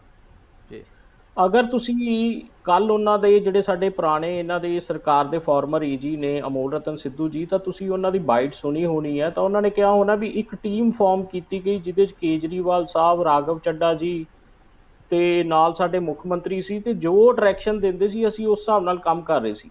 ਤਾਂ ਇਹਦੇ ਵਿੱਚ ਇੱਕ ਡਾਇਰੈਕਟਲੀ ਇੰਟਰਫੇਰੈਂਸ ਇਹ ਆ ਗਿਆ ਵੀ ਰਾਘਵ ਚੱਡਾ ਔਰ ਕੇਜਰੀਵਾਲ ਹਰੇਕ ਮਸਲੇ ਦੇ ਵਿੱਚ ਹੈੱਡ ਹੁੰਦੇ ਨੇ, ਤੁਸੀਂ ਇਹ ਵੀ ਦੇਖਿਆ ਹੋਣਾ ਵੀ ਕੱਲ ਜਦੋਂ ਮੁੱਖ ਮੰਤਰੀ ਸਾਹਿਬ ਤੋਂ ਪੁੱਛਿਆ ਗਿਆ ਵੀ ਨਵੇਂ ਏਜੀ ਅਪਾਇੰਟ ਹੋ ਰਹੇ ਆ, ਤਾਂ ਉਹਨਾਂ ਨੂੰ ਸ਼ਾਇਦ ਨਾਮ ਵੀ ਨਹੀਂ ਪਤਾ ਸੀ, ਉਹ ਨਾਮ ਵੀ ਨਹੀਂ ਦੱਸ ਸਕੇ ਨਵੇਂ ਏਜੀ ਸਾਹਿਬ ਦਾ, ਵਿਪਿਨ ਕਈ ਜੀ ਦਾ। ਤੇ ਉਸ ਤੋਂ ਬਾਅਦ ਜਦੋਂ ਵਿਪਿਨ ਕਈ ਜੀ ਸਾਡੇ ਸੀਨੀਅਰ ਐਡਵੋਕੇਟ ਨੇ ਹਾਈ ਕੋਰਟ ਦੇ, ਜਦੋਂ ਉਹ ਆਏ ਤਾਂ ਉਹਨਾਂ ਨੇ ਸਾਰਿਆਂ ਨਾਲੋਂ ਪਹਿਲਾਂ ਥੈਂਕਸ ਕੇਜਰੀਵਾਲ ਦਾ ਕੀਤਾ ਵੀ ਕੇਜਰੀਵਾਲ ਸਾਹਿਬ ਦਾ ਮੈਂ ਧੰਨਵਾਦ ਕਰਦਾ। ਸੋ ਕਿਤੇ ਨਾ ਕਿਤੇ ਇਹ ਜਿਹੜੀਆਂ ਗੱਲਾਂ ਹੈ, ਜਿਹੜੇ ਸ਼ਬਦ ਹੈ, ਇਹ ਕਲੀਅਰਲੀ ਇੱਕ ਪਿਕਚਰ ਕਲੀਅਰ ਕਰ ਰਹੇ ਹੈ ਵੀ ਜਿਹੜਾ ਹੈਡ ਆਫ ਦਾ ਸਟੇਟ ਜਿਹੜਾ ਲੋਕਾਂ ਨੇ ਆਪਣੇ ਵੱਲੋਂ ਚੁਣਿਆ ਸੀ ਭਗਵੰਤ ਮਾਨ ਜੀ ਨੂੰ, ਬਟ ਉਹ ਅਸਲੀਅਤ ਦੇ ਵਿੱਚ ਨਹੀਂ, ਜਿਹੜਾ real head of the state ਜਿਹੜਾ ਕੰਮ ਕਰ ਰਿਹਾ ਉਹ ਅਰਵਿੰਦ ਕੇਜਰੀਵਾਲ ਹੈ। ਉਹਦੀ ਐਨਫੋਰਸਮੈਂਟ ਜਿਹੜੀ ਉਹਨਾਂ ਦੇ ਜੋ ਕੇਜਰੀਵਾਲ ਸਾਹਿਬ ਕਹਿੰਦੇ ਉਹਦੀ ਐਨਫੋਰਸਮੈਂਟ ਕਰਨ ਲਈ ਜਿਹੜੀ ਇੱਕ ਐਡਵਾਈਜ਼ਰੀ ਕਮੇਟੀ ਬਣਾਈ ਗਈ, ਜਿਹਦੇ ਨਾਲ ਕਿ ਸੀਐਮ ਨੂੰ ਓਵਰਪਾਵਰ ਕੀਤਾ ਗਿਆ, ਉਹਦੇ ਹੈਡ ਹੈ ਰਾਘਵ ਚੱਡਾ ਜੀ। ਤੁਸੀਂ ਇਹ ਵੀ ਦੇਖਿਆ ਹੋਣਾ ਵੀ ਜਦੋਂ ਸੀਐਮ ਦੀ ਨਵੀਂ ਪੋਸਟਿੰਗ ਦਾ ਰੌਲਾ ਪਿਆ ਤਾਂ ਸਾਡੇ ਸੀਐਮ ਸਾਹਿਬ ਦਿੱਲੀ ਜਾ ਕੇ ਬੈਠ ਕੇ ਕੇਜਰੀਵਾਲ ਸਾਹਿਬ ਤੋਂ ਪੁੱਛਣ, ਤਾਂ ਇਹ ਚੀਜ਼ਾਂ ਬਿਲਕੁਲ ਹੁਣ ਜੱਗ ਜ਼ਾਹਿਰ ਹੋ ਗਈ ਹੈ ਵੀ ਅਸੀਂ ਇਹ ਇਲਜ਼ਾਮ ਨਹੀਂ ਲਾ ਰਹੇ, ਇਹ ਜੱਗ ਜ਼ਾਹਿਰ ਹੋ ਗਿਆ ਵੀ ਜਿਹੜੀ ਪੰਜਾਬ ਦੀ ਸਰਕਾਰ ਆ ਉਹ ਅਰਵਿੰਦ ਕੇਜਰੀਵਾਲ ਚਲਾ ਰਿਹਾ, ਤੇ ਉਹਦਾ ਐਨਫੋਰਸਮੈਂਟ ਜਿਹੜੀ ਉਹਨੇ ਆਪਣੀ ਬਿਠਾਈ ਆ ਉਹ ਇਦਾਂ ਸ਼ੇਪ ਆਫ ਰਾਘਵ ਚੱਡਾ ਪੰਜਾਬ 'ਚ ਬਿਠਾ ਦਿੱਤੀ ਹੈ। ਚਲੋ ਬਾਕੀ ਇਹ ਇਹਨਾਂ ਦਾ ਅੰਦਰੂਨੀ ਮਾਮਲਾ ਵੀ ਇਹਨਾਂ ਨੇ ਐਡਵੋਕੇਟ ਜਨਰਲ ਕਿਹਨੂੰ ਲਾਣਾ ਹੈ, ਪਰ ਜਿਹੜੇ ਮਸਲਿਆਂ ਦੇ ਉੱਪਰ ਹਾਹਾਕਾਰ ਪਾ ਕੇ ਜਾਂ ਦੂਸ਼ਣਬਾਜ਼ੀ ਕਰਕੇ ਸਰਕਾਰ ਬਣੀ ਸੀ, ਚਾਹੇ ਸਾਡੇ ਧਾਰਮਿਕ ਗ੍ਰੰਥਾਂ ਦੇ ਨਾਲ ਜੁੜੇ ਬੇਦਬੀ ਦੇ ਮਸਲੇ ਨੇ, ਚਾਹੇ ਜੋ ਗੈਂਗਸਟਰ ਦਾ ਕਲਚਰ ਵੱਧ ਰਿਹਾ ਪੰਜਾਬ ਦੇ ਵਿੱਚ, ਜਾਂ ਕੋਈ ਹੋਰ ਕੇਸਿਸ ਨੇ, ਤਾਂ ਉਹ ਕੇਸਿਸ ਦੇ ਵਿੱਚ ਜੋ ਮੈਨੂੰ ਲੱਗਦਾ ਵੀ ਜਿਹੜਾ ਐਡਵੋਕੇਟ ਇੱਕ ਵਾਰੀ ਇੱਕ ਪੱਖ ਲਈ ਪੇਸ਼ ਹੋ ਚੁੱਕਿਆ ਤੇ ਹੁਣ ਸਰਕਾਰ ਦੇ ਉਲਟ ਪੇਸ਼ ਹੋ ਚੁੱਕਿਆ, ਤੇ ਉਹ ਉਹੀ ਜਾ ਕੇ ਹੁਣ ਦੂਜੇ ਪਾਸਿਓਂ ਕੀ ਦਲੀਲਾਂ ਦੇਣਗੇ। ਤਾਂ ਕਿਤੇ ਨਾ ਕਿਤੇ ਚਲੋ ਸਰਕਾਰ ਨੂੰ ਇਹ ਸੋਚਣਾ ਵੀ ਚਾਹੀਦਾ। ਅਸੀਂ ਇਹ ਨਹੀਂ ਕਹਿੰਦੇ, ਵਿਪਿਨ ਕਈ ਜੀ ਬੜੇ ਸੀਨੀਅਰ ਐਡਵੋਕੇਟ ਹੈ, ਸ਼ਾਇਦ ਸਾਡੀ ਉਨੀ ਉਮਰ ਵੀ ਨਾ ਹੋਵੇ ਜਿੰਨਾ ਦਾ ਉਹਨਾਂ ਦਾ ਐਕਸਪੀਰੀਅੰਸ ਹੋਵੇ, ਬੜੇ ਅੱਛੇ ਐਡਵੋਕੇਟ ਨੇ, ਬਟ ਇਹ ਸਾਰੀਆਂ ਚੀਜ਼ਾਂ ਕਿਤੇ ਨਾ ਕਿਤੇ ਦਰਸਾ ਰਹੀਆਂ ਹੈ ਵੀ ਲੋਕ ਜਿਹੜੇ ਅਫਸਰ ਨੇ, ਅਫਸਰ ਬਿਊਰੋਕ੍ਰੇਸੀ, ਔਰ ਹੁਣ ਕਿਤੇ ਨਾ ਕਿਤੇ ਜਿਹੜੇ ਸਾਡੇ ਸੀਨੀਅਰ ਐਡਵੋਕੇਟ ਜਿਹੜੇ ਚੁਣੇ ਗਏ 3 ਮਹੀਨੇ ਪਹਿਲਾਂ, ਉਹ ਘੁਟਨ ਮਹਿਸੂਸ ਕਰ ਰਹੇ ਸੀ, ਕਿਉਂਕਿ ਉਹਨਾਂ ਨੂੰ ਕਿਤੇ ਨਾ ਕਿਤੇ ਲੱਗ ਰਿਹਾ ਸੀ ਵੀ ਸ਼ਾਇਦ ਪੰਜਾਬ ਦੇ ਹਿੱਤਾਂ ਦੇ ਨਾਲ ਕੰਪਰੋਮਾਈਜ਼ ਹੋ ਰਿਹਾ, ਔਰ ਦਿੱਲੀ ਦੀ ਸੋਚ ਪੰਜਾਬ ਨੂੰ ਓਵਰਪਾਵਰ ਕਰਨ ਲਈ ਦਿੱਲੀ ਦੀ ਸੋਚ ਉਹਨਾਂ ਤੇ ਸੋਚੀ ਜਾ ਰਹੀ ਹੈ। ਤਾਂ ਇਸ ਘੁਟਨ ਤੋਂ ਦੂਰ ਹੋਣ ਲਈ ਉਹਨਾਂ ਨੇ ਸ਼ਾਇਦ ਇਹ ਜਿਹੜਾ ਰਾਹ ਚੁਣਿਆ ਵੀ ਅਸਤੀਫਾ ਦੇਤਾ ਜਾਂ ਆਪਣੀ ਡੈਪੂਟੇਸ਼ਨ ਲਈ ਅਪੀਲ ਕਰ ਰਹੇ ਆ। ਜਿਵੇਂ ਸਾਡੇ ਪੋਲੀਟੀਕਲ ਐਕਸਪਰਟ ਖਾਲਿਦ ਜੀ ਨੇ ਪਹਿਲਾਂ ਦੱਸਿਆ ਵੀ ਕਈ ਸੀਨੀਅਰ ਆਈਏਐਸ ਆਫੀਸਰਸ ਬਿਊਰੋਕ੍ਰੇਸੀ ਦੇ ਵੀ ਇਹ ਵੀ ਅਪਰੋਚ ਕਰ ਰਹੇ। ਇਹਨਾਂ ਦੀ ਗੱਲ ਬਿਲਕੁਲ ਸਹੀ ਹੈ ਵੀ ਪਹਿਲਾਂ ਆਈਏਐਸ ਅਫਸਰਾਂ ਦੇ ਵਿੱਚ ਪੂਰਾ ਜ਼ੋਰ ਲੱਗਿਆ ਹੁੰਦਾ ਸੀ ਵੀ ਅਸੀਂ ਪੰਜਾਬ 'ਚ ਪੋਸਟਿੰਗ ਕਰਾਈਏ, ਹੁਣ ਉਹਨਾਂ ਦਾ ਦੁੱਗਣਾ ਜ਼ੋਰ ਲੱਗਿਆ ਹੋਇਆ ਵੀ ਅਸੀਂ ਡੈਪੂਟੇਸ਼ਨ ਤੇ ਚੱਲ ਜਾਈਏ, ਕਿਉਂਕਿ ਜੋ ਉਹਨਾਂ ਤੋਂ ਕੰਮ ਕਰਨ ਲਈ ਕਿਤੇ ਨਾ ਕਿਤੇ ਕਹੇ ਜਾ ਰਹੇ ਨੇ, ਉਹ ਮੈਨੂੰ ਲੱਗਦਾ ਜਾਂ ਤਾਂ ਉਹ ਪੰਜਾਬ ਵਿਰੋਧੀ ਨੇ, ਪਬਲਿਕ ਵਿਰੋਧੀ ਨੇ, ਤੇ ਇਸੇ ਕਰਕੇ ਹਰੇਕ ਅਫਸਰ ਉਸ ਚੀਜ਼ ਤੋਂ ਕੰਨੀ ਆਪਣਾ ਪਾਸੇ ਹੋ ਰਿਹਾ, ਤਾਂ ਉਹ ਨਹੀਂ ਚਾਹੁੰਦਾ ਵੀ ਉਹਦੀ ਇਹਦੇ 'ਚ ਇਨਵੋਲਵਮੈਂਟ ਹੋਵੇ। ਇਸ ਕਰਕੇ ਉਹ ਜਾਂ ਤਾਂ ਡੈਪੂਟੇਸ਼ਨ ਦਾ ਰਾਹ ਚੁਣ ਰਹੇ ਨੇ ਤੇ ਜਾਂ ਕੋਈ ਪਰਸਨਲ ਰੀਜ਼ਨ ਦੱਸ ਕੇ ਆਪਣੇ ਅਹੁਦੇ ਨੂੰ ਛੱਡ ਰਹੇ ਨੇ। ਪਰ ਪਰਮਵੀਰ ਜੀ, ਗੱਲਾਂ ਇਹ ਵੀ ਹੋ ਰਹੀਆਂ ਕਿ ਪਹਿਲਾਂ ਦੀਆਂ ਸਰਕਾਰਾਂ ਜਿੰਨੀਆਂ ਵੀ ਸੀ, ਉਹਨਾਂ ਸਰਕਾਰਾਂ ਦੇ ਵਿੱਚ ਜਿਹੜੇ ਬਿਊਰੋਕਰੈਟ ਸੀਗੇ ਉਹਨਾਂ ਲਈ ਕਰਪਸ਼ਨ ਕਰਨੀ ਸੌਖੀ ਹੁੰਦੀ ਸੀ, ਤੇ ਹੋ ਸਕਦਾ ਵੀ ਇਹ ਸਰਕਾਰ ਨੇ ਸਖਤੀ ਕੀਤੀ ਹੈ ਤਾਂ ਉਹ ਸਖਤੀ ਦੇ ਵਿੱਚ ਉਹ ਕਰਪਸ਼ਨ ਔਖੀ ਹੋ ਗਈ, ਤੇ ਉਸ ਡਰੋਂ, ਆਪਣੇ ਪੁਰਾਣੇ ਭੇਤ ਖੁੱਲ੍ਹਣ ਦੇ ਡਰੋਂ ਵੀ ਇਹ ਅਫਸਰ ਜਾ ਰਹੇ ਹੈ ਤੇ ਪੁਰਾਣੀਆਂ ਸਰਕਾਰਾਂ ਤੇ ਸਵਾਲ ਚੱਕੇ ਜਾ ਰਹੇ ਆ। ਸਵਾਲ ਉਹ ਚੱਕਦੇ ਆ ਜੋ ਆਮ ਆਦਮੀ ਪਾਰਟੀ ਦੇ ਸਮਰਥਕ ਨੇ। ਦੇਖੋ ਜੀ, ਹੁਣ ਅਗਰ ਅਸੀਂ ਕਰਪਸ਼ਨ ਦੀ ਗੱਲ ਕਰੀਏ, ਸਰਕਾਰ ਕਿਹਦੀ ਹੈ? ਸਰਕਾਰ ਹੈ ਆਮ ਆਦਮੀ ਪਾਰਟੀ ਜੀ। ਅਗਰ ਕੋਈ ਕਰਪਸ਼ਨ ਦੇ, ਦੇਖੋ ਆਮ ਆਦਮੀ ਪਾਰਟੀ ਹਰੇਕ ਡਿਬੇਟ ਤੋਂ ਭੱਜਦੀ ਹੈ, ਕਿਉਂਕਿ ਉਹਨਾਂ ਕੋਲ ਬੜਾ ਸੌਖਾ ਜਿਹਾ ਤਰੀਕਾ ਹੈ ਵੀ ਦੂਸ਼ਣਬਾਜ਼ੀ, ਦੂਜੀਆਂ ਪਾਰਟੀਆਂ ਨੂੰ ਬਦਨਾਮ ਕਰੋ, ਆਪਾਂ ਆਪ ਕੁਝ ਨਹੀਂ ਕਰਨਾ। ਜੇ ਕਰਪਸ਼ਨ ਕਿਸੇ ਪਾਰਟੀ ABC ਕਿਸੇ ਪਾਰਟੀ ਦੇ ਵੀ ਲੀਡਰ ਨੇ ਕੀਤੀ ਹੈ, ਪਰਮਿਸ਼ਨ ਆਪੋਜੀਸ਼ਨ ਨੇ ਤਾਂ ਨਹੀਂ ਦੇਣੀ, ਕਾਰਵਾਈ ਆਪੋਜੀਸ਼ਨ ਦੇ ਕਹਿਣ ਤੇ ਤਾਂ ਨਹੀਂ ਕਰਨੀ। ਸਰਕਾਰ ਇਹਨਾਂ ਦੀ ਹੈ, ਪੁਲਿਸ ਇਹਨਾਂ ਦੀ ਹੈ, ਵਿਜੀਲੈਂਸ ਇਹਨਾਂ ਦੀ ਹੈ, ਕਰੋ ਕਾਰਵਾਈ, ਸਬੂਤ ਤਾਂ ਲੈ ਕੇ ਆਓ। ਦੇਖੋ ਜਦੋਂ ਕਾਰਵਾਈ ਦੀ ਗੱਲ ਹੁੰਦੀ ਹੈ, ਹੁਣ ਛੋਟਾ ਜਿਹਾ ਮੈਂ ਤੁਹਾਡੇ ਕੋਲ 2 ਮਿੰਟ ਐਕਸਟਰਾ ਲਵਾਂਗਾ। ਦੇਖੋ ਸੀਐਮ ਸਾਹਿਬ ਨੇ ਇੱਕ ਵੀਡੀਓ ਪ੍ਰੈਸ ਕਾਨਫਰੰਸ ਕੀਤੀ ਵੀ ਸਾਡਾ ਜਿਹੜਾ ਇੱਕ ਮੰਤਰੀ ਹੈ, ਮੇਰੇ ਕੋਲ ਉਹਦਾ ਸਬੂਤ ਹੈ ਵੀ ਉਹਨੇ ਕਰਪਸ਼ਨ ਕੀਤੀ, ਵਿਜੇ ਸਿੰਗਲਾ ਨੇ, ਔਰ ਉਹਨਾਂ ਨੇ ਬੜੇ ਵਧੀਆ ਤਰੀਕੇ ਨਾਲ ਲੋਕਾਂ ਨੂੰ ਇਹ ਦਿਖਾਇਆ ਵੀ ਮੈਂ ਉਹਨੂੰ ਆਪਣੇ ਦਫ਼ਤਰ ਬੁਲਾਇਆ, ਉਹਨੇ ਆਪਣੀ ਗਲਤੀ ਮੰਨੀ, ਤੇ ਉਸ ਤੋਂ ਬਾਅਦ ਮੈਂ ਉਹਨੂੰ ਕੈਬਨਿਟ ਦੇ ਵਿੱਚੋਂ ਬਰਖਾਸਤ ਕਰਤਾ। ਉਹੀ ਵਿਜੇ ਸਿੰਗਲਾ ਦੀ, ਕਿਉਂਕਿ ਮੈਂ ਆਪ ਹਾਈ ਕੋਰਟ ਦਾ ਐਡਵੋਕੇਟ ਹਾਂ, ਮੈਂ ਤੁਹਾਨੂੰ ਆਰਡਰ ਵੀ ਸ਼ੇਅਰ ਕਰ ਦਾਂਗਾ। ਜਦੋਂ ਉਹਦੀ ਹਾਈ ਕੋਰਟ ਦੇ ਵਿੱਚ ਬੇਲ ਲੱਗ ਰਹੀ ਹੈ ਤੇ ਸਰਕਾਰੀ ਵਕੀਲ ਇਹ ਕਹਿ ਰਿਹਾ ਜੀ ਵੀ ਸਾਡੇ ਕੋਲ ਇਹਨਾਂ ਨੇ ਜੋ ਇਨਵੈਸਟੀਗੇਸ਼ਨ ਹੋਣੀ ਸੀ ਕੰਪਲੀਟ ਹੋ ਗਈ, ਸਾਡੇ ਕੋਲ ਇਹਨਾਂ ਦੇ ਖਿਲਾਫ ਹਾਲੇ ਕੋਈ ਐਵੀਡੈਂਸ ਨਹੀਂ ਹੈਗਾ, ਇਸ ਕਰਕੇ ਉਹਨਾਂ ਦੀ ਬੇਲ ਹੋ ਗਈ। ਤੇ ਉਹੀ ਮੰਤਰੀ ਬਾਹਰ ਜਾ ਕੇ ਕਹਿ ਰਿਹਾ ਜੀ ਵੀ ਮੇਰੇ ਖਿਲਾਫ ਅਗਰ ਕੋਈ ਸਾਬਤ ਕਰ ਦਵੇ ਵੀ ਮੈਂ 1 ਪੈਸਾ ਵੀ ਲਿੱਤਾ ਹੈ ਤਾਂ ਮੈਂ ਰਾਜਨੀਤੀ ਛੱਡ ਦੂੰਗਾ, ਮੈਨੂੰ ਜੋ ਸਜ਼ਾ ਦੋਗੇ ਮਨਜ਼ੂਰ ਹੈ। ਇਹਦਾ ਮਤਲਬ ਜਾਂ ਤਾਂ ਸੀਐਮ ਝੂਠ ਬੋਲ ਰਿਹਾ ਤੇ ਜਾਂ ਉਹਦਾ ਮੰਤਰੀ ਝੂਠ ਬੋਲ ਰਿਹਾ। ਜੀ ਹੁਣ ਕਰਪਸ਼ਨ ਦੀ ਤੁਸੀਂ ਗੱਲ ਕਰੋ, ਇਹਨਾਂ ਨੇ ਹੁਣੇ ਕਿਹਾ ਵੀ ਅਸੀਂ ਮੁਹੱਲਾ ਕਲੀਨਿਕ ਸ਼ੁਰੂ ਕਰਾਂਗੇ। ਦੇਖੋ ਮੁਹੱਲਾ ਕਲੀਨਿਕ ਕਿਹਦੇ ਤੇ ਸ਼ੁਰੂ ਕੀਤੀ ਜਾ ਰਹੀ ਹੈ? ਲੋਕਾਂ ਨੂੰ ਬੇਰੋਜ਼ ਕਰਕੇ ਜਿਹੜੇ ਸੁਵਿਧਾ ਸੈਂਟਰ ਬਣੇ ਹੋਏ ਸੀ, ਇੱਕ ਸੁਵਿਧਾ ਸੈਂਟਰ ਦੇ ਉੱਪਰ 2 ਲੀਟਰ ਪੇਂਟ ਤੇ ਇੱਕ ਬਾਹਰਲੀ ਪੱਟੀ ਦਾ ਰੰਗ ਜਿਹੜਾ ਚੇਂਜ ਕਰਕੇ ਤੇ ਉਹਦੇ ਉੱਪਰ 20 ਲੱਖ ਰੁਪਈਆ, ਜੋ ਆਰਟੀਆਈ ਦੀ ਰਿਪੋਰਟ ਹੈ, ਜੋ ਸਾਰੇ ਮੀਡੀਆ ਤੇ ਚੱਲ ਰਹੀ ਹੈ, ਵੀ ਇੱਕ ਸੁਵਿਧਾ ਸੈਂਟਰ ਤੇ 2 ਲੀਟਰ ਪੈਟਰੋਲ ਤੇ ਕੁਝ ਕੰਮ ਕਰਾ ਕੇ 20 ਲੱਖ ਰੁਪਏ ਦਾ ਖਰਚਾ ਦਿਖਾਇਆ ਜਾ ਰਿਹਾ। ਦੇਖੋ ਇਹ ਤਾਂ ਮੂੰਹ ਬੋਲ ਦੀ ਕਰਪਸ਼ਨ ਹੈ। ਤੇ ਹੁਣ ਸਰਕਾਰ ਇਹਦੇ ਤੇ ਕਿਉਂ ਚੁੱਪ ਬੈਠੀ ਹੈ?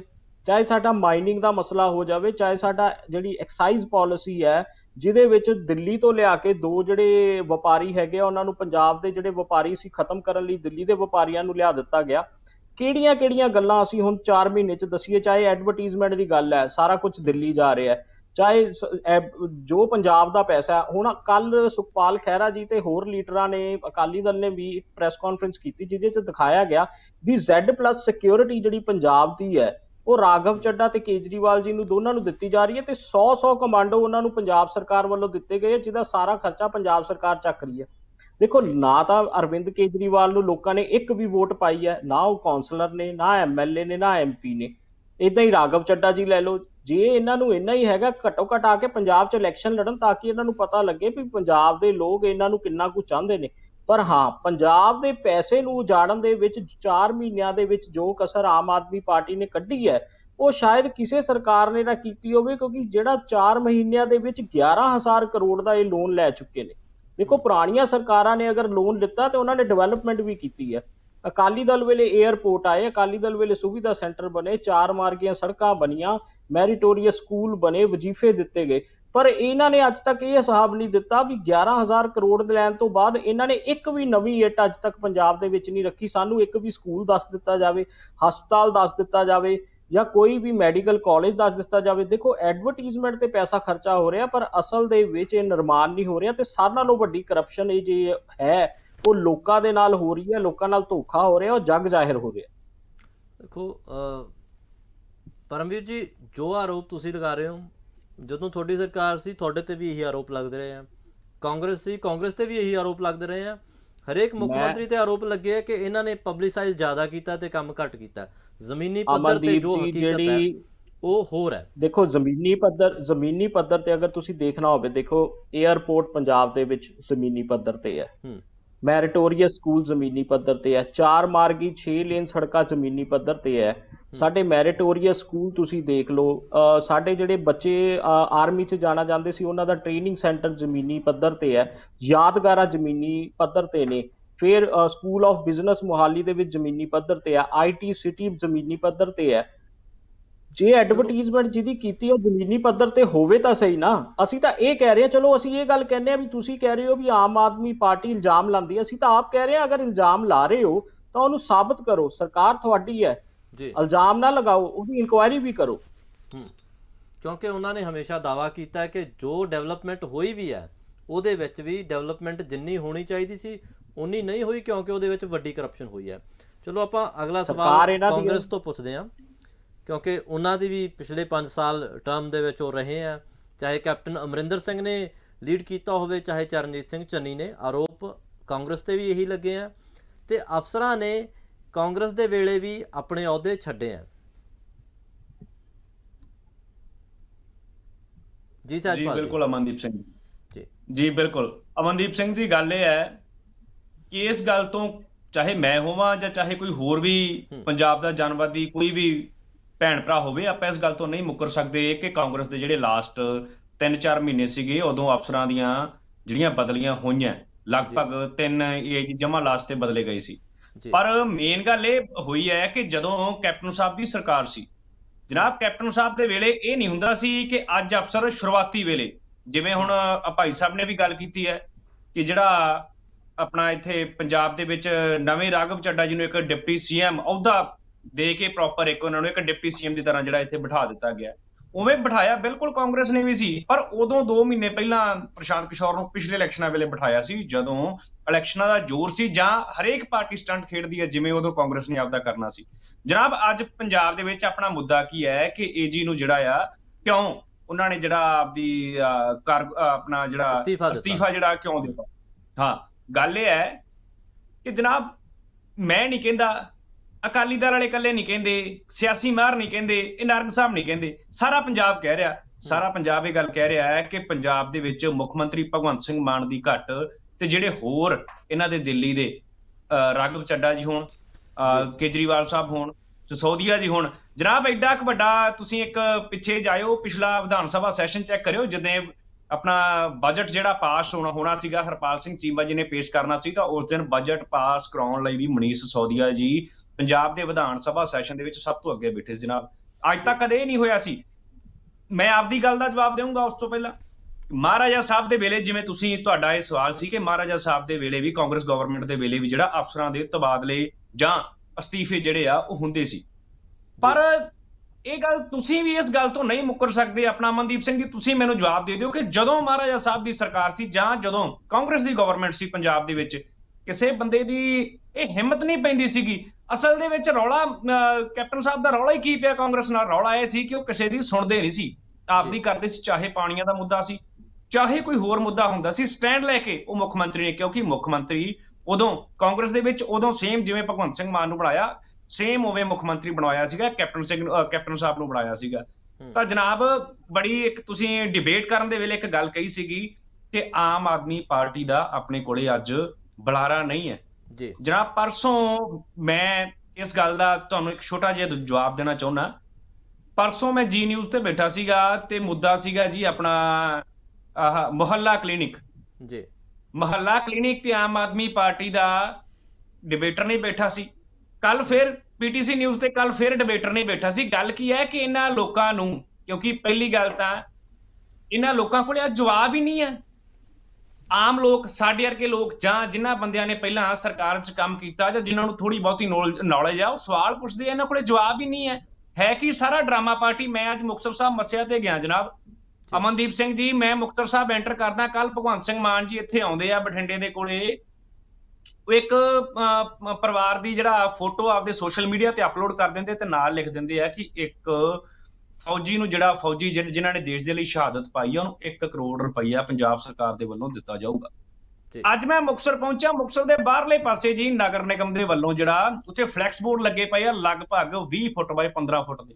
ਜਨਾਬ ਮੈਂ ਤਾਂ ਇਸ ਗੱਲ ਤੇ ਹੈਰਾਨ ਆ, ਤੁਸੀਂ ਇੱਕ ਫੌਜੀ ਨੂੰ 1 ਕਰੋੜ ਰੁਪਈਆ ਜਿਹੜਾ ਉਹਦਾ ਚੈੱਕ ਜਿਹੜਾ ਆ ਉਹ ਦੇ ਕੇ ਗਏ। ਪਤਾ ਨਹੀਂ ਉਹਨੂੰ ਹਜੇ ਉਹ ਵੀ ਉਹਨੇ ਆਪਦਾ ਚੈੱਕ ਲਾ ਕੇ ਕੋਈ 1 ਕਰੋੜ ਰੁਪਈਆ ਜਿੰਨਾ ਵੀ ਜੋ ਉਹਦੀ ਮਾਇਆ ਰਾਸ਼ੀ ਬਣਦੀ ਹੈ ਹਜੇ ਕਢਾਈ ਆ ਜਾਂ ਨਹੀਂ, ਪਰ ਉਹ ਕੰਮ ਕਰਨ ਤੋਂ ਪਹਿਲਾਂ ਤੁਸੀਂ ਇਹ ਦੇਖੋ, ਬਠਿੰਡੇ ਤੋਂ ਲੈ ਕੇ, ਮੈਂ ਤਾਂ ਹਜੇ ਇੰਨਾ ਕੱਲ ਦਾ ਸਫ਼ਰ ਜਿਹੜਾ ਦੇਖਿਆ ਸੀ, ਬਠਿੰਡੇ ਤੋਂ ਲੈ ਕੇ ਮੁਕਤਸਰ ਤੱਕ ਕੱਲੇ ਰੋਡ ਦੇ ਉੱਤੇ ਫਲੈਕਸ ਲੱਗੇ ਪਏ ਕਿ ਭਗਵੰਤ ਸਿੰਘ ਮਾਨ ਜੀ ਇਹ 1 ਕਰੋੜ ਰੁਪਈਆ ਫੌਜੀ ਨੂੰ ਦੇਣਗੇ। ਜਨਾਬ ਤੁਸੀਂ ਕਾਹਦਾ ਬਦਲਾਅ ਦੇਖ ਰਹੇ ਹੋ? ਜਿਵੇਂ ਭਾਈ ਸਾਹਿਬ ਨੇ ਬੜਾ ਵਧੀਆ ਕਹਿਤਾ ਕਿ ਕਰਪਸ਼ਨ ਸੀ ਜਾਂ ਜੋ ਕੁਝ ਵੀ ਸੀਗਾ, ਇੱਥੇ ਭਾਈ ਸਾਹਿਬ ਤੁਸੀਂ ਬੜਾ ਵਧੀਆ ਪਹਿਲਾਂ ਗੱਲ ਕੀਤੀ ਸੀਗੀ ਕਿ ਹੋ ਸਕਦਾ ਜਿਹੜੇ ਬਿਊਰੋਕਰੇਟਸ ਆ ਇਹ ਆਪਣਾ ਇੱਥੇ ਆਪਦੀ ਜਿਹੜੀ ਨੌਕਰੀ ਉਹ ਕਰਨਾ ਹੀ ਤਾਣਾ ਚਾਹੁੰਦੇ ਹੋਣ। ਉਹ ਜਨਾਬ ਸਭ ਕੁਝ ਉਦੋਂ ਵੱਧ ਚੱਲ ਰਿਹਾ, ਸਭ ਕੁਝ ਉਸ ਤੋਂ ਵੱਧ ਚੱਲ ਰਿਹਾ। ਤੁਸੀਂ ਕੋਰਟ 'ਚ ਵੜੋ, ਤਹਿਸੀਲਦਾਰ ਦੇਖੋ 2000 ਰੁਪਏ ਕਿੱਲਾ ਲਏ ਬਿਨਾ ਜ਼ਿਮੀਂਦਾਰ ਦੀ ਰਜਿਸਟਰੀ ਨਹੀਂ ਕਰਦਾ ਅੱਜ ਵੀ। ਗੱਲ ਕੀ ਆ, ਉਹ ਸਭ ਗੱਫੇ ਉਵੇਂ ਚੱਲ ਰਹੇ। ਉਹ ਤਾਂ ਭਗਵੰਤ ਮਾਨ ਸਾਹਿਬ ਆਪ ਮੰਨ ਗਿਆ ਕਿ ਸਾਡਾ ਮੰਤਰੀ ਜਿਹੜਾ ਅਸੀਂ ਫੜ ਲਿਆ ਉਹ 'ਚੋਂ ਭਗਵੰਤ ਮਾਨ ਸਹੀ ਹੈ ਜਾਂ ਉਹਨਾਂ ਦੇ ਮੰਤਰੀ ਸਹੀ ਹੈ, ਇਹਦਾ ਜਵਾਬ ਜਿਹੜਾ ਕੋਰਟ ਦੇਊਗਾ, ਆਪਾਂ ਨਹੀਂ ਦੇ ਸਕਦੇ। ਪਰ ਗੱਲ ਕੀ ਆ ਜਨਾਬ, ਇਹ ਸਰਕਾਰ ਨੇ ਕੰਮ ਕਰਨ ਤੇ ਘੱਟ ਤੇ ਐਡਵਰਟਾਈਜ਼ਮੈਂਟ ਤੇ ਵੱਧ ਜਿਹੜਾ ਆਪਦਾ ਰੌਲਾ ਪਾਤਾ। ਉਦੋਂ ਬਾਅਦ ਜਿਹੜੇ ਚੰਗੇ ਅਫਸਰ ਆ, ਬੜੇ ਮੈਂ ਸਮਝਦਾ ਕਾਬਲ, ਸਾਡੇ ਅਨਮੋਲ ਰਤਨ ਸਿੰਘ ਜੀ ਸਿੱਧੂ ਸਾਹਿਬ ਸੀਗੇ ਜਿਹੜੇ, ਉਹਨਾਂ ਦੀ ਅਸੀਂ ਪਾਰਟੀਬਾਜ਼ੀ ਨਹੀਂ, ਅਸੀਂ ਵੈਸੇ ਹੀ ਉਹਨਾਂ ਨੂੰ ਦਿਲ ਤੋਂ ਜਿਹੜਾ ਆ ਬੜੀ ਰਿਸਪੈਕਟ ਕਰਦੇ ਆ ਉਹਨਾਂ ਦੇ ਇੱਕ ਕਿਰਦਾਰ ਦੀ। ਪਰ ਗੱਲ ਕੀ ਆ, ਅਜਿਹੇ ਚੰਗੇ ਜਿਹੜੇ ਇਨਸਾਨ ਆ, ਮੈਂ ਉਹਨਾਂ ਤੇ ਕੋਈ ਤੌਹਮਤ ਨਹੀਂ ਲਾਉਂਗਾ, ਅਜਿਹੇ ਜਿਹੜੇ ਚੰਗੇ ਇਨਸਾਨ ਹੈ, ਕਿਸੇ ਦੀ ਬੰਦਸ਼ ਦੇ ਥੱਲੇ ਇਹੀ ਇਹਦਾ ਨਿਰਣਾ ਨਿਕਲਦਾ, ਕਿਸੇ ਦੀ ਬੰਦਸ਼ ਦੇ ਥੱਲੇ ਅਜਿਹੇ ਜਿਹੜੇ ਲੋਕ ਆ ਉਹ ਕੰਮ ਜਿਹੜਾ ਨਹੀਂ ਕਰਨਗੇ। ਤੇ ਨਾ ਹੀ ਉਹਨਾਂ ਨੇ ਕੀਤਾ ਤੇ ਆਪਦਾ ਅਸਤੀਫਾ 19 ਤਰੀਕ ਨੂੰ ਦਿੱਤਾ ਸੀਗਾ।